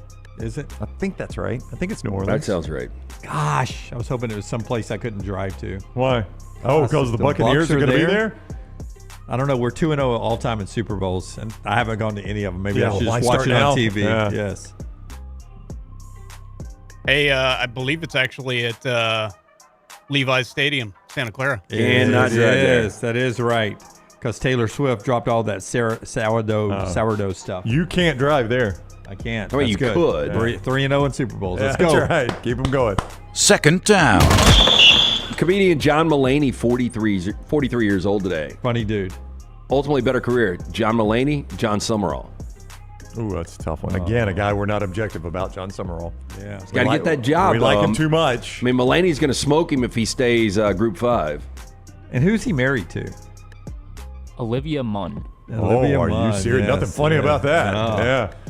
Yeah, good. I mean, good for him. The women love those funny guys, don't they? Oh, yeah. That's why when you see a banged up dude with a really hot chick, they've either got money or they're really funny. Yeah, Shane Gillis got a hot wife. Girlfriend, I think. Girlfriend? Yeah. Interesting. Good for Shane. He's got both now, though. You got to remember these comedians. Yeah. Not only are they funny, they got money. Yeah. I will say better. I'm still going to go Mulaney. I love Summerall, and I'm not saying that's bad for Summerall, but Mulaney's off to a good start. He's got notoriety now. I'll go John Mulaney. Yeah, Let me know when Summerall's in a Spider-Man movie. Okay. Yeah. Probably never. I'm going to go Third. I'm going to go Mulaney. Yeah. And hopefully that Summerall gets a job good enough at some point here, or gets Tulane good enough to where we can make this a discussion again somewhere in the future. Okay. Third down. Hey, by the way, here's Shane's girlfriend. Yeah. Yeah. I That mean, is not. That's playing up a. That's at least playing It up is. 3 divisions. You could tell me this was one of the twins, the Cavender twins that Carson Beck is dating, or was dating, or is dating. Depending on which day it is. I mean, Shane Gillis is hilarious. He's probably a 3 or 4. She's a good solid 8, 8.5. Yeah, I don't think he's that hilarious, but ain't nothing funny about that dress. Oh, there's a I think he's a funny guy. I think he's the funniest going right now. Do you really? Yep. I don't think he's the funniest. I do like his show. But I mean, I like his content. I'm assume Dunaway doesn't like the content. I don't see him comedically. I only see him in his Netflix series, which I do find humorous. Is it called Tires? Yeah. Yes, it is. Yes, that's a funny show. I do like that. It's like The Office. See, and I think comedy. his stand-up is so much better than Tires. I just don't see. It doesn't make the. She's not as good looking in that picture for some reason. Sundresses, undefeated. She looks a lot older right there. She really does. Is that that same girl? Same girl. Or is this that girl's mom? Wow. Yeah. You're Third right. down. They don't look the same. They really don't. James Harden, 36 years old. Who ultimately had the better career, James Harden or Calvin Johnson? I would go. Calvin Johnson never won a championship. Nope. Yeah. Did Harden? Nope. Yeah. That was going to be the tiebreaker there if Calvin Johnson had. I'm going to go Megatron. He was, for a brief period of time, maybe 4 years, considered the best in the game. Yeah, I think you could still make an argument that Calvin Johnson's a top 5 receiver all time. There's no chance you can make that argument with James Harden. I think Harden. Harden's money he's made is Harden at crazy. his best, I think, is when he was the 6th man on that young Oklahoma City team that was so close to winning a championship. Yeah. I'm going to go Calvin Johnson. I think I'll go Calvin Johnson. We could say Calvin Johnson, great players, bad teams. Great quarterback, though.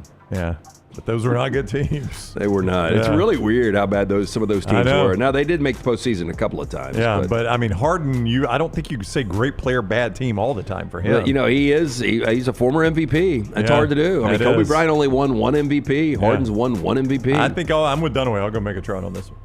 Fourth down. Macaulay Culkin, this is going to make you guys feel old. That's 58. Is 45 years old today. Wow. I would have guessed older. I bet he's lived a hard life. So, best performance you've ever seen by a kid? Because, I mean, he was really good as an 8-year-old in Home Alone, getting nominated for a Golden Globe. He was the star of the movie. Most of the time, kid parts. Yeah. With guys like, Joe Pesci and who else was that? Daniel Stern. Yeah. Okay, see if Catherine O'Hara. See if you can tell the movie, okay? All right. Jerry. How heavy is the human head? That kid wore me out in that movie. Jerry. Are you going to be my new dad? He the kid from Jerry Maguire. I think the kid ended up being a bodybuilder. I think Jonathan Zawicki or something. Yeah. Lipnicki. Huh? Okay. Yeah, after Big Daddy, he was in Stuart Little. And those are his 2 biggest roles. Wow. Haley Joel Osment and Sixth Sense. Sixth Sense, really good. I mean, that's it. You got to put that on the list, right? Anna Paquin and the Piano. Never saw that. Tatum O'Neal and Paper Moon. Never saw that. I mean, would you call? I mean, Tatum O'Neal and her dad Ryan O'Neal are selling Bibles door to door. It's comedy. Oh, wow. It's actually It's actually funny. We had somebody try to kill a president over Jodie Foster as a teenage actor. I don't guess you would go child actor on that one. I think that was coming off her performance in Taxi Driver. Yeah, but she was 13. Yeah, she was. I she don't was know definitely- if I'd call that a She child. was a teen. Yeah, she was a teen. Jodie Foster. I Jodie thought Foster. she Yeah, hated John Mobile. Hinckley. I mean, he was trying to get her attention by killing Ronald Reagan, which kind of a weird way to go about that, but he was kind of crazy. I believe. Normally it's the kid actors that are really obnoxious. Yeah. I mean, did it not drive you crazy in Ozark, the two teenagers? Yeah, I mean, what drove me crazy about the two teenagers is how ungrateful they were, the lengths to which Marty and Wendy Bird were going to keep their family alive. And like all they got was blowback from the Attitude, kids. nonstop. Attitude. And like, hey, we're in a crappy situation. I agree. I didn't want to be in this situation either. But I'm literally trying to keep us alive. So if you could just work with me on this. And nonstop they were complaining. And remember the daughter in Homeland? I never liked her. Oh, yeah. She was awful. Yeah. That is our 4 downs today. And we appreciate the fine folks at New York Butcher Shop and also our friends at Bud Light. Easy to drink, easy to enjoy. They're part of our kickoff party with Alexander Chenard Trial Attorneys coming up Thursday night. Make sure you're there starting at 5 o'clock until the party's over with at Walk-Ons on Highway 280, just off of 280, Tattersall Park. Bud Light, Alexander Chenard Trial Attorneys. It's the 5th annual season kickoff with the next round. Come on out and hang out. That's Thursday night at Walk-Ons. One more thing before we take a break, get the trash coming up on the other side. In NFL news, I don't understand what the Bengals are doing. They do pay Trey Hendrickson. They gave him a $14 million raise. He'll basically make $30 million to play this year, but there's nothing that keeps him with the team next year.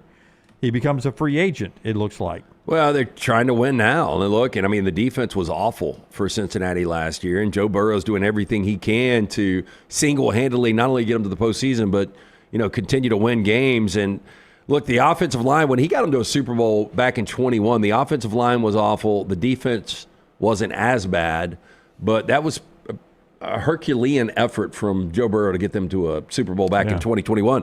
I mean, this defense is still going to be bad, but they had to have Trey Hendrickson.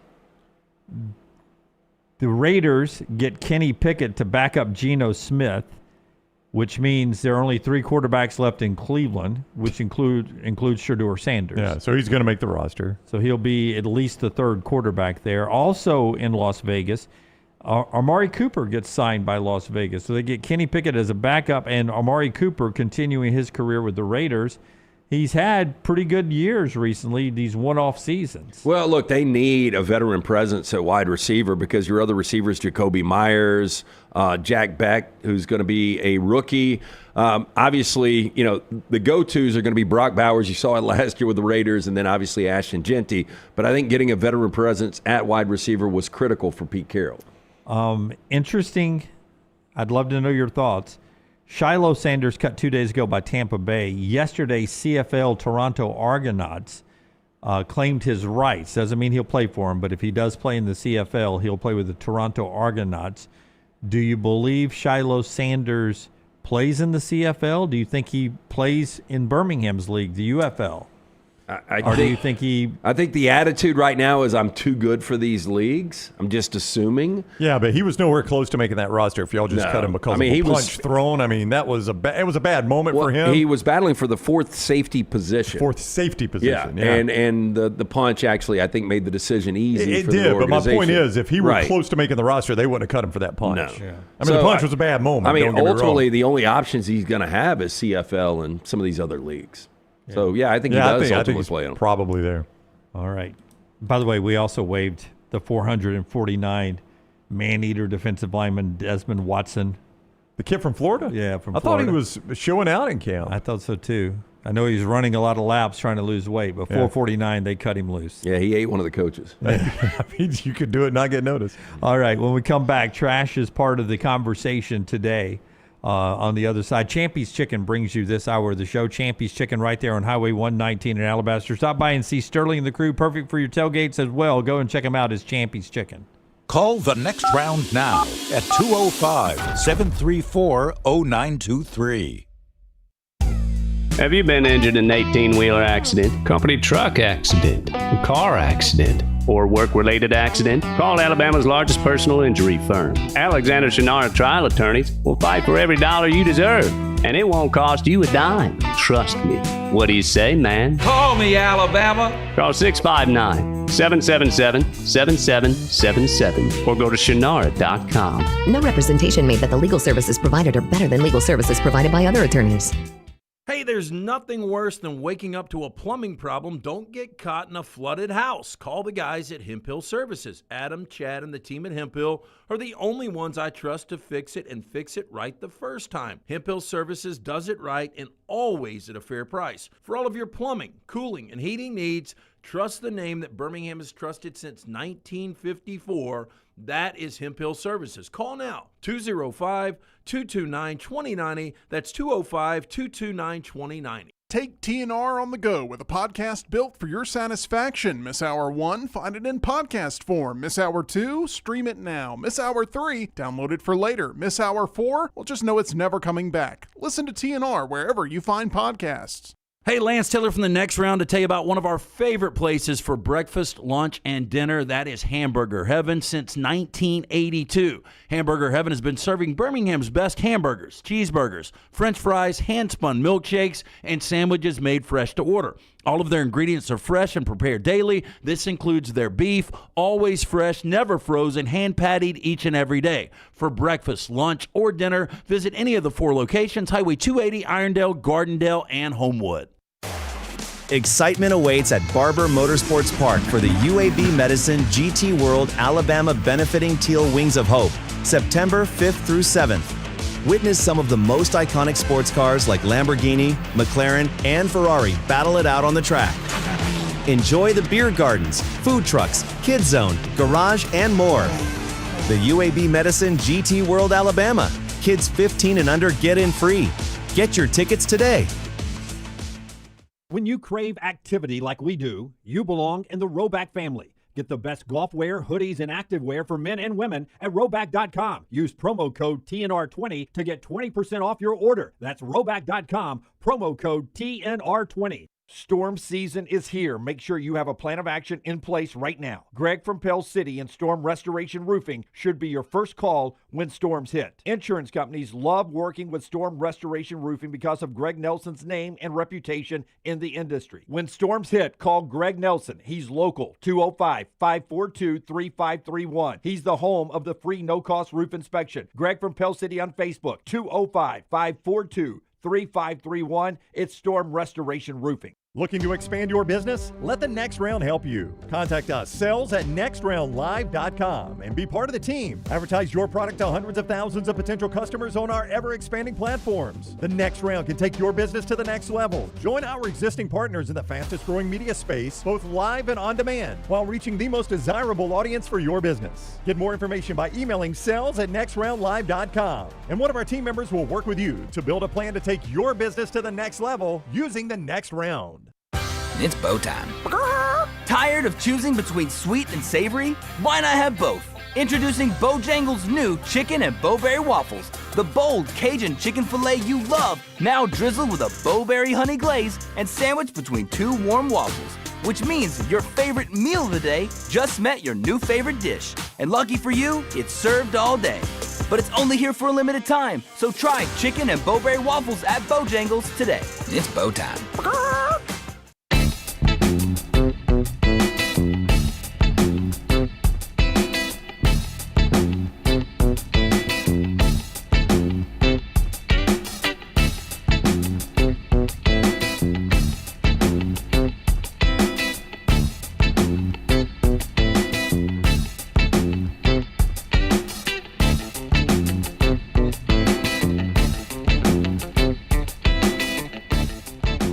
Our Bojangles tender moment of the day is Lance wiping his mouth right here. It's a very tender. Well, first time I've had the peach. What is this again? This is the one you wanted to try. The peach honey pepper. They brought us lunch today, Bojangles did.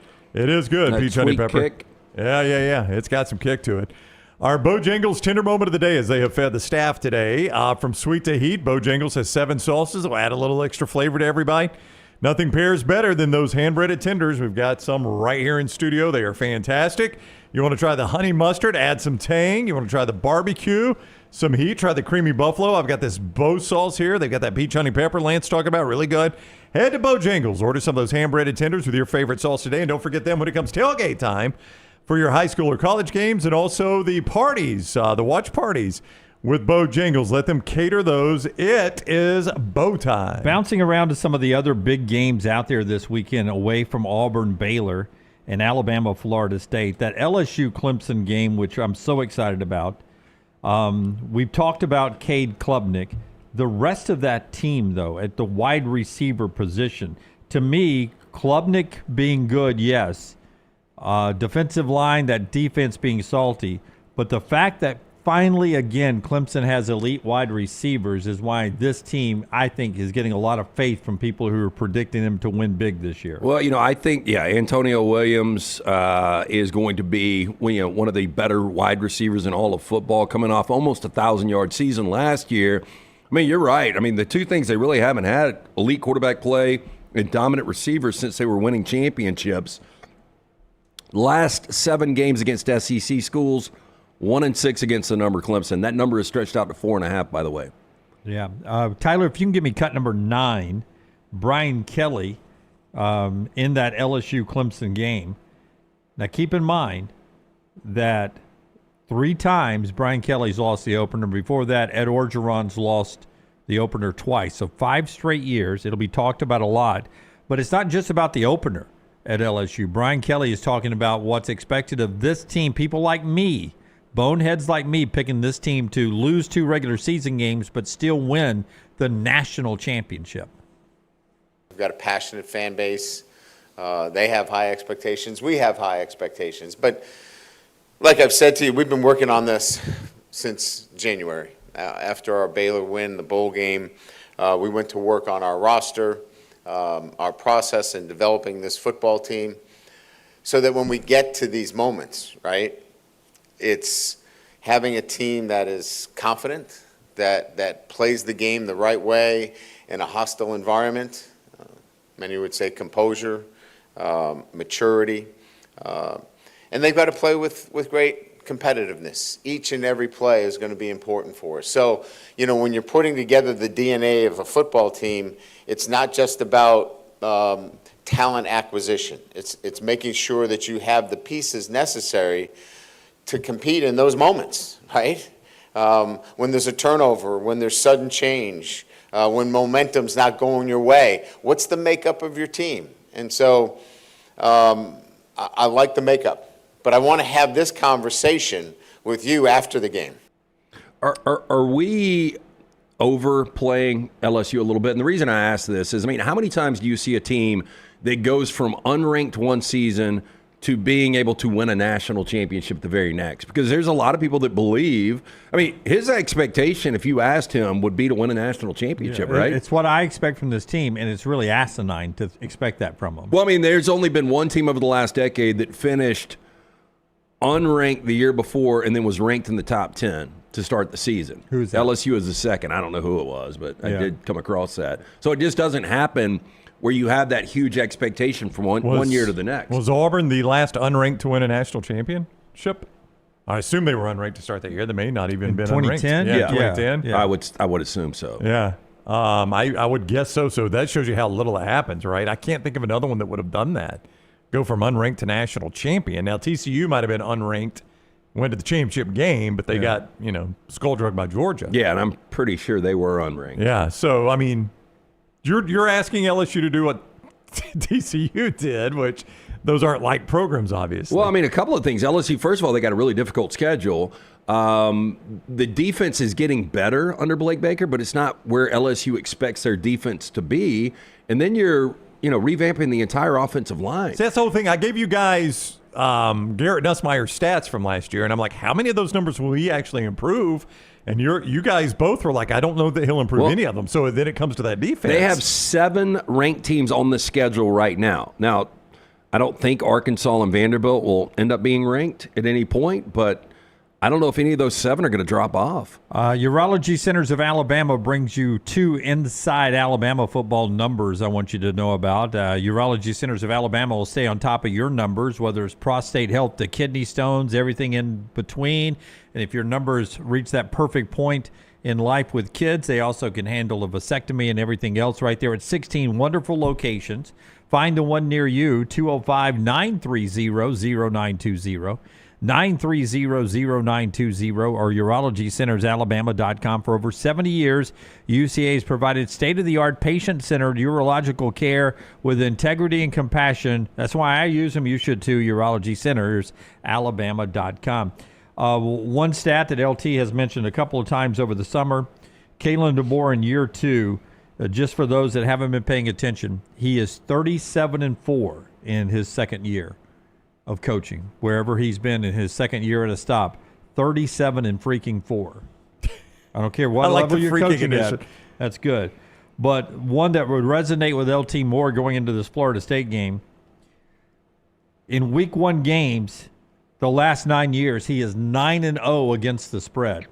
Or Alabama. Alabama's 9-0. Alabama's 9-0 against the spread in week 1 games. I mean, all these made-for-TV neutral site games ended up being bloodbaths pretty much. And I know people that aren't Alabama fans are going to say, well, these weren't difficult games. When they scheduled them, they were. Yeah, I mean, when you scheduled Florida State, what year was that? 17? Yeah. Is that right? Yeah. I mean, there was a Michigan in there. That was a Brady Hoke Michigan game, but Alabama can't help that. No, there was Clemson. There was Clemson a couple times. There was Wisconsin. Yeah. There was a West Virginia, which is probably the lowest. Michigan was Harbaugh. No, it was Brady Hoke. And Denard Robinson. In the preseason when they played? Yeah, that was Shoelace and Brady Hoke. 2012. They never played Harbaugh to the playoffs. Okay. I'll believe you. USC? Miami was one of those. Miami was one. Wisconsin. Out of Dallas. I mean, they were playing name brand teams. Top 25 teams. Yeah. And by the way, the numbers were already always inflated. The only one that really wasn't was that Florida State game with the Francois injury. Yeah. I mean, all these others were big numbers, and they just completely That Francois injury came late. When we bring that up, that's not to say that. That's why I keep saying that. It was a second half rollout pass. It's not to say that Alabama won that game because of the injury. That's not what we're saying. But it did change the whole outlook for that Florida State team, like we talked about earlier. I do think Florida State was only behind like less than one score. Until the punt block. Yeah, Alabama, I think it was Damian Harris maybe, blocked a punt for Alabama, and that changed the game. That flipped the game. That gets us to trash today. It is brought to you in part by our friends at Michelson Laser Vision. Tell us about Michelson, and we'll hit the trash button. 205-969-8100, the number that I called back in 2003. Dr. Mark Michelson, true pioneer in the LASIK space, first to perform the LASIK procedure in the state of Alabama back in 1995.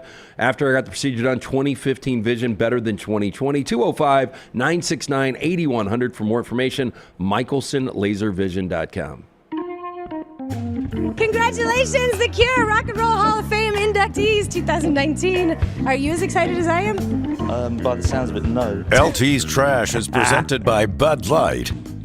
You brought up earlier, by the way, easy to drink, easy to enjoy. You brought up the Kobe Bryant / Michael Jordan rookie card that went for, what did you say, $12 million? 12 plus million? 12.9 million. A film project centered around NBA superstar Kobe Bryant's journey to the Lakers has landed at Warner Brothers. Now, the Hollywood Reporter has confirmed this. Alex Son and Gavin Johansson penned the screenplay for With the Eighth Pick, which follows high-stakes process that led Bryant getting drafted into the NBA in 1996.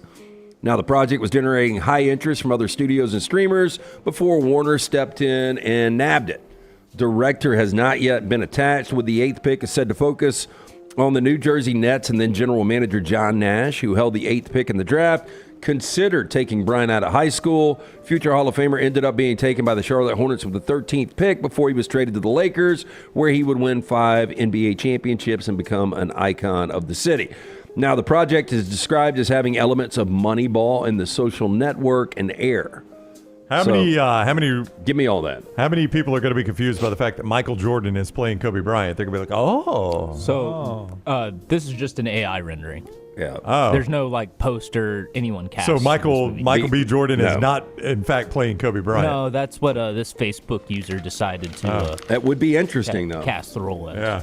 Well, Yeah. again, it would confuse people. They'd be like, "Oh, I get to see Michael Jordan be Kobe Bryant." Yeah, when That'd the be Hornets took him at 13, I was like, oh, man, they stretched for this guy. And then when the Lakers traded Vlade Divac, I was so pissed. How can you give up Vlade for this? For some kid? Yeah, this high schooler has never done anything. Ends up being iconic. Yeah.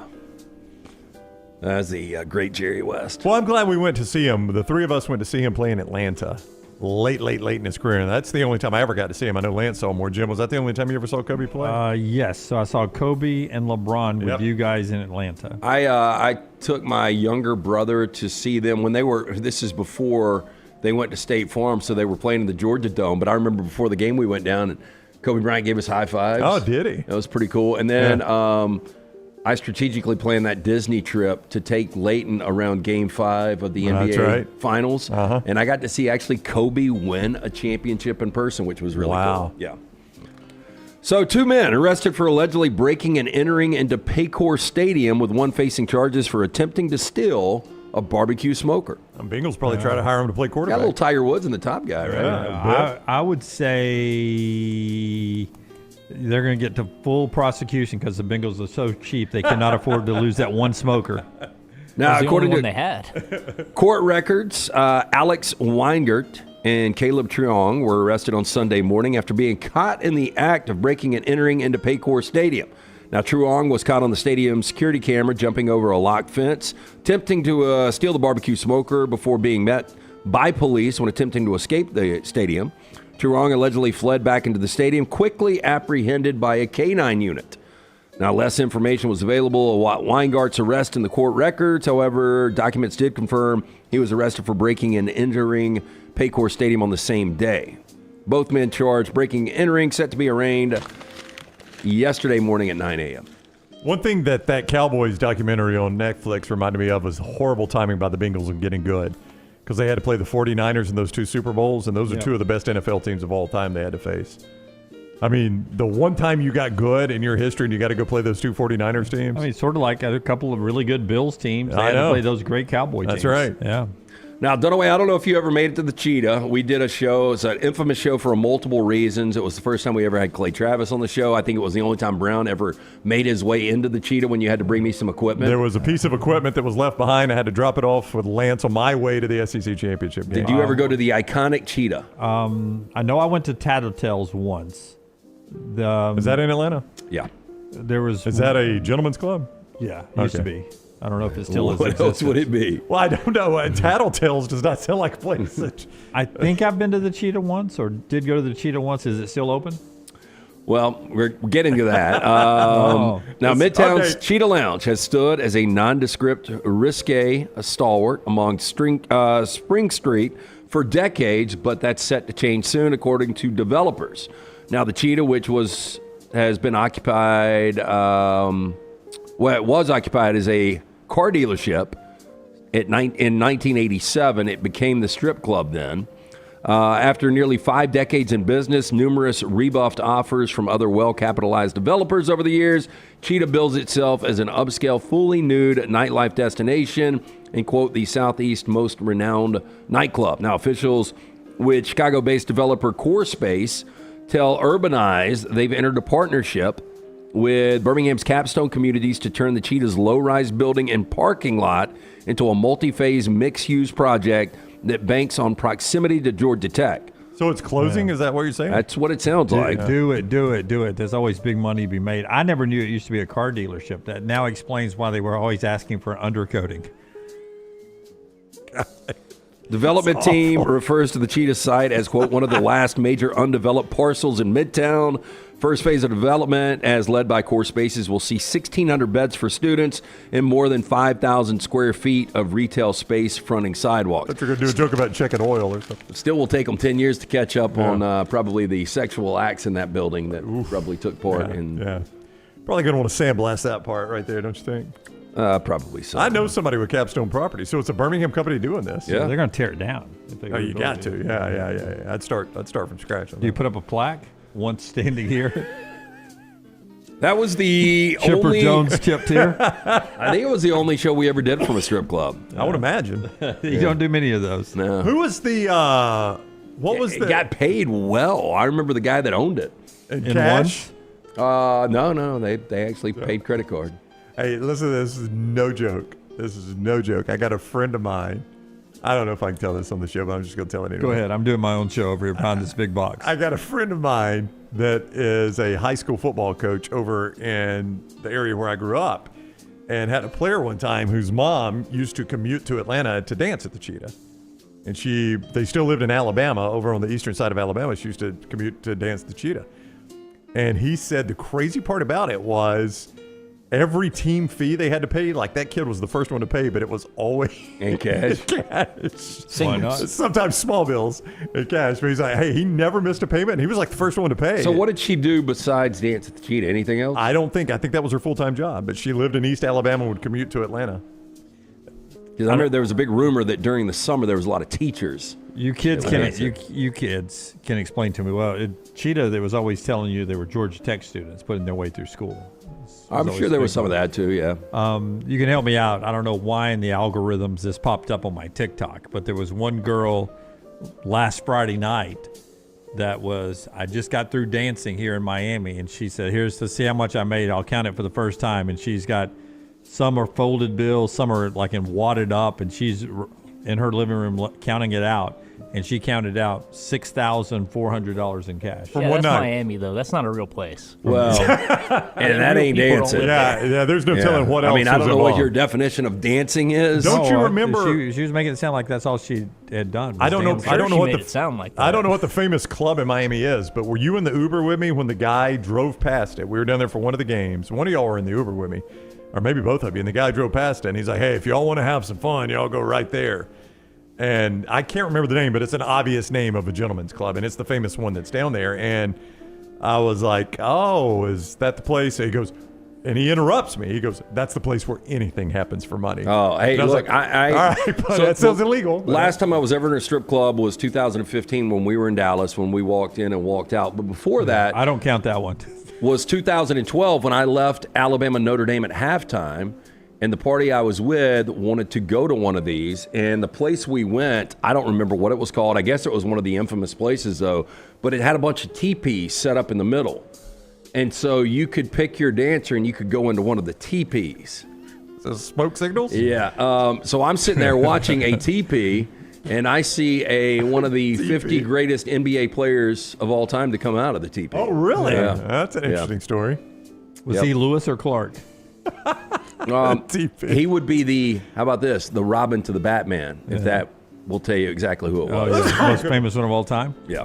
I think before, that's a for big me, he was tall. before 2015 would have been 2002, Alabama, Oklahoma, and Oklahoma City. And I remember telling people about that story was, it was Alabama's first game of the year, I believe. And I'm sitting there. I didn't want to go, but I'm sitting there. I may have been the guy who wanted to go, but I'm sitting there. Dancers are over here where my camera is. I'm sitting here, and Alabama fans are turned around talking to me. He says, "So you think Tyler at quarterback, blah, blah, blah, blah, blah, da, da, da. How do you think the offensive line's going to be?" And I remember saying, socially awkward, you realize they were naked girls. What did the dancers think? Were they like, who? Well, we were not like, it wasn't like on the table. Like, we were closer to the back. But I was like, they were naked girls. The one y'all referenced that's crazy is the one in Dallas where y'all went in and came right back out, because I went back to the hotel and I had just sat down next to Marty Smith at the bar, and here y'all come, and I'm like, what happened? And then a few years Brown. Yeah. It had a weapons detector at the door. We got turned patted right down, and they had the metal detector. But then, like 3 or 4 years later in trash, somebody got killed at that club. Yeah. Same club. But I literally went to grab a seat because everybody was on this wall and on this wall. And there were people dancing here, and there were a lot of empty seats in the front. And we had probably a party of 3 or 5. I went to grab a seat. I thought it was you, Lance, and McLaren were the only 3. At least us 3. I don't know who else. I think Harrison might have been there. Okay. And I went to grab a seat. I was going to pull out a chair and just sit down. And the waitress says, "Ooh, no, don't sit there."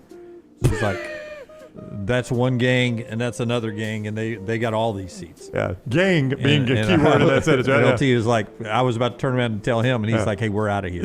And I was like, okay. I was like, yes, let's go. Tyler, I literally split up for them, Uber back to the hotel. They almost beat me back there. That's how quick this trip was. I literally just walked in and sat down. We did not sit down. Literally. No, I know. I know y'all could have because y'all y'all almost beat me back to the hotel. And I kept thinking the entire time, how scary was that place if he was scared? Yeah. Well, I'll tell you, I think. Where has he been in life? It goes without saying, Barstool does an incredible job with their social media. But they've got that one guy that looks like one of the wildlings from Game of Thrones, the red beard and the glasses, and he asks the questions around the office. But I saw a couple of weeks ago.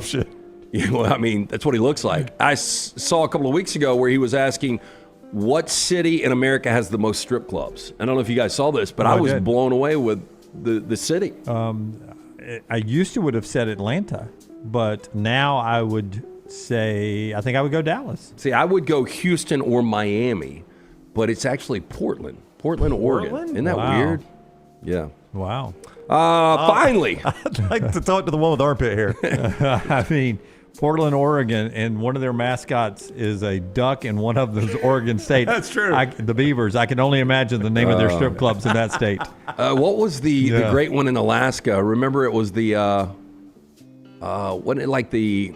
I mean, you could just run down Portland and see a sign that says Ducks and Beavers, and you don't know if it's a sports bar or a strip club.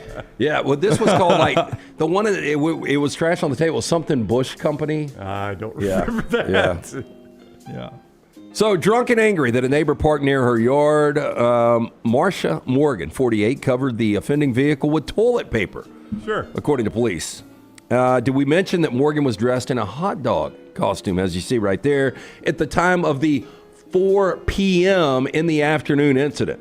Now, the Florida woman was busted Monday afternoon, charged with disorderly conduct, resisting arrest. Cops noted that Morgan was, quote, intoxicated and refused to cooperate with the investigation.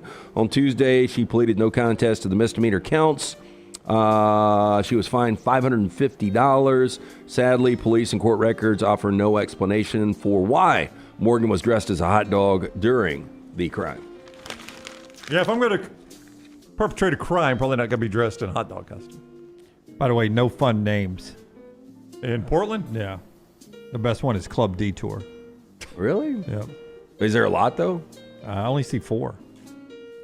Have you seen the guy on TikTok? Dunaway, you may have seen this. He's like in Times Square, and he's interviewing these girls. And he goes, who was the first president of the United States? And they don't know. Ben Franklin. He goes, that's correct. Like any answer they give, he tells them they're correct. Very good. Yeah, they get all excited. Yeah, name the 2 countries that border the United States. China. Okay, I just need one more. I mean, it is so funny. And they're like all excited, thinking they're smart for a change. They don't know any of the answers. They don't. Oh, Lance, it's basic questions that you can tell this is not acting, and they have no clue. That is our our trash today, brought to you by our friends at Bud Light. Easy to drink, easy to enjoy. Our friends at Adams Beverage, they'll be part of our Thursday night kickoff party happening at Walk-Ons just off Highway 280. Make plans to be there with us at some point throughout the evening and enjoy a nice dinner, lunch, conversation, watch some games, all at the Walk-Ons. Highway 280, Tattersall Park, just off 280 and 119, presented by Bud Light and our friend Alexander Shannara, trial attorney for the 5th year. I got playoff teams here from last year. I mentioned the validating system we play on the golf course. Notre Dame, Indiana, SMU, Arizona State, Tennessee. I want to ask you how they what they have to do to validate last season. I just want you to rank in order those 5 playoff teams. Who does a better job of validating? Who has the best season of those 5 teams? Who has the second best, third best, fourth, and fifth best? Best season out of Notre Dame, Indiana, SMU, Arizona State, and Tennessee. Notre Dame. Wait, Arizona State, Notre Dame, Indiana, SMU, and Tennessee. Yeah. Notre Dame. Notre Dame. Notre Dame. Second best season out of that group. Indiana. I would go Indiana. Brown, you will not. I will too. No, I am not. I am not. I'll go ahead and tell you. I'll do the rest of it without him even saying it. My 3rd would be SMU. My 4th would be Tennessee. My 5th would be Arizona State. My first, Notre Dame, Indiana, SMU, Arizona State, Tennessee. I only go Indiana, Jim. keep in mind, they played a crap schedule last year. What does that mean they play this year? Not necessarily in the Big Ten. It doesn't But totally look, flip around. I completely understand that, but their out-of-conference is awful. Now, Lance is a big Mendoza fan. He's probably a bigger Mendoza fan than I am. But in conference, he is a much better quarterback than Curtis Rourke. They are at Oregon and at Penn State. That's obviously more difficult than last year. But if you got a 8-4, 9-3 out of Indiana, which I think they can do. Yeah, by the way, I don't think SMU, Indiana, or Arizona State's got to validate anything. Like, they could have complete crap years, and it wouldn't matter. Arizona State, Sam Levitt is back. The receiver, Tyson's back. Scattaboo. So right. they've got the most returning starters in all the Power Four. They've got 17 returning starters. But they're missing. But they are missing Scattaboo, who was, 60% of their offense. I'll go Notre Dame, Tennessee, Arizona State, SMU, Indiana. Well, you expect a lot out of Tennessee then. I do. That's nine-ish wins? 8 or 9 wins. Don't expect a lot out of Indiana, obviously. I do not. 8 or 9 wins for Tennessee. And we'll think it's a great job. We will. I don't know about Tennessee fans. That's our show today. Glad to have Upset Alert back for another season. Glad to have our fine folks here at Bojangles who are with us today, LT. You got some more stuff right here. What is that? This is the sweet, the sweet. Oh, don't box. tell me we got those. Look at that. Oh, my gosh. So not just for breakfast. You get those for dessert? Yes. You want one? Yeah, I want one. You kidding me? These things are awesome. Yeah. Also, Brooks, welcome aboard, man. Come get you some free food in lieu of a paycheck today. Until next time, God bless you. God bless America.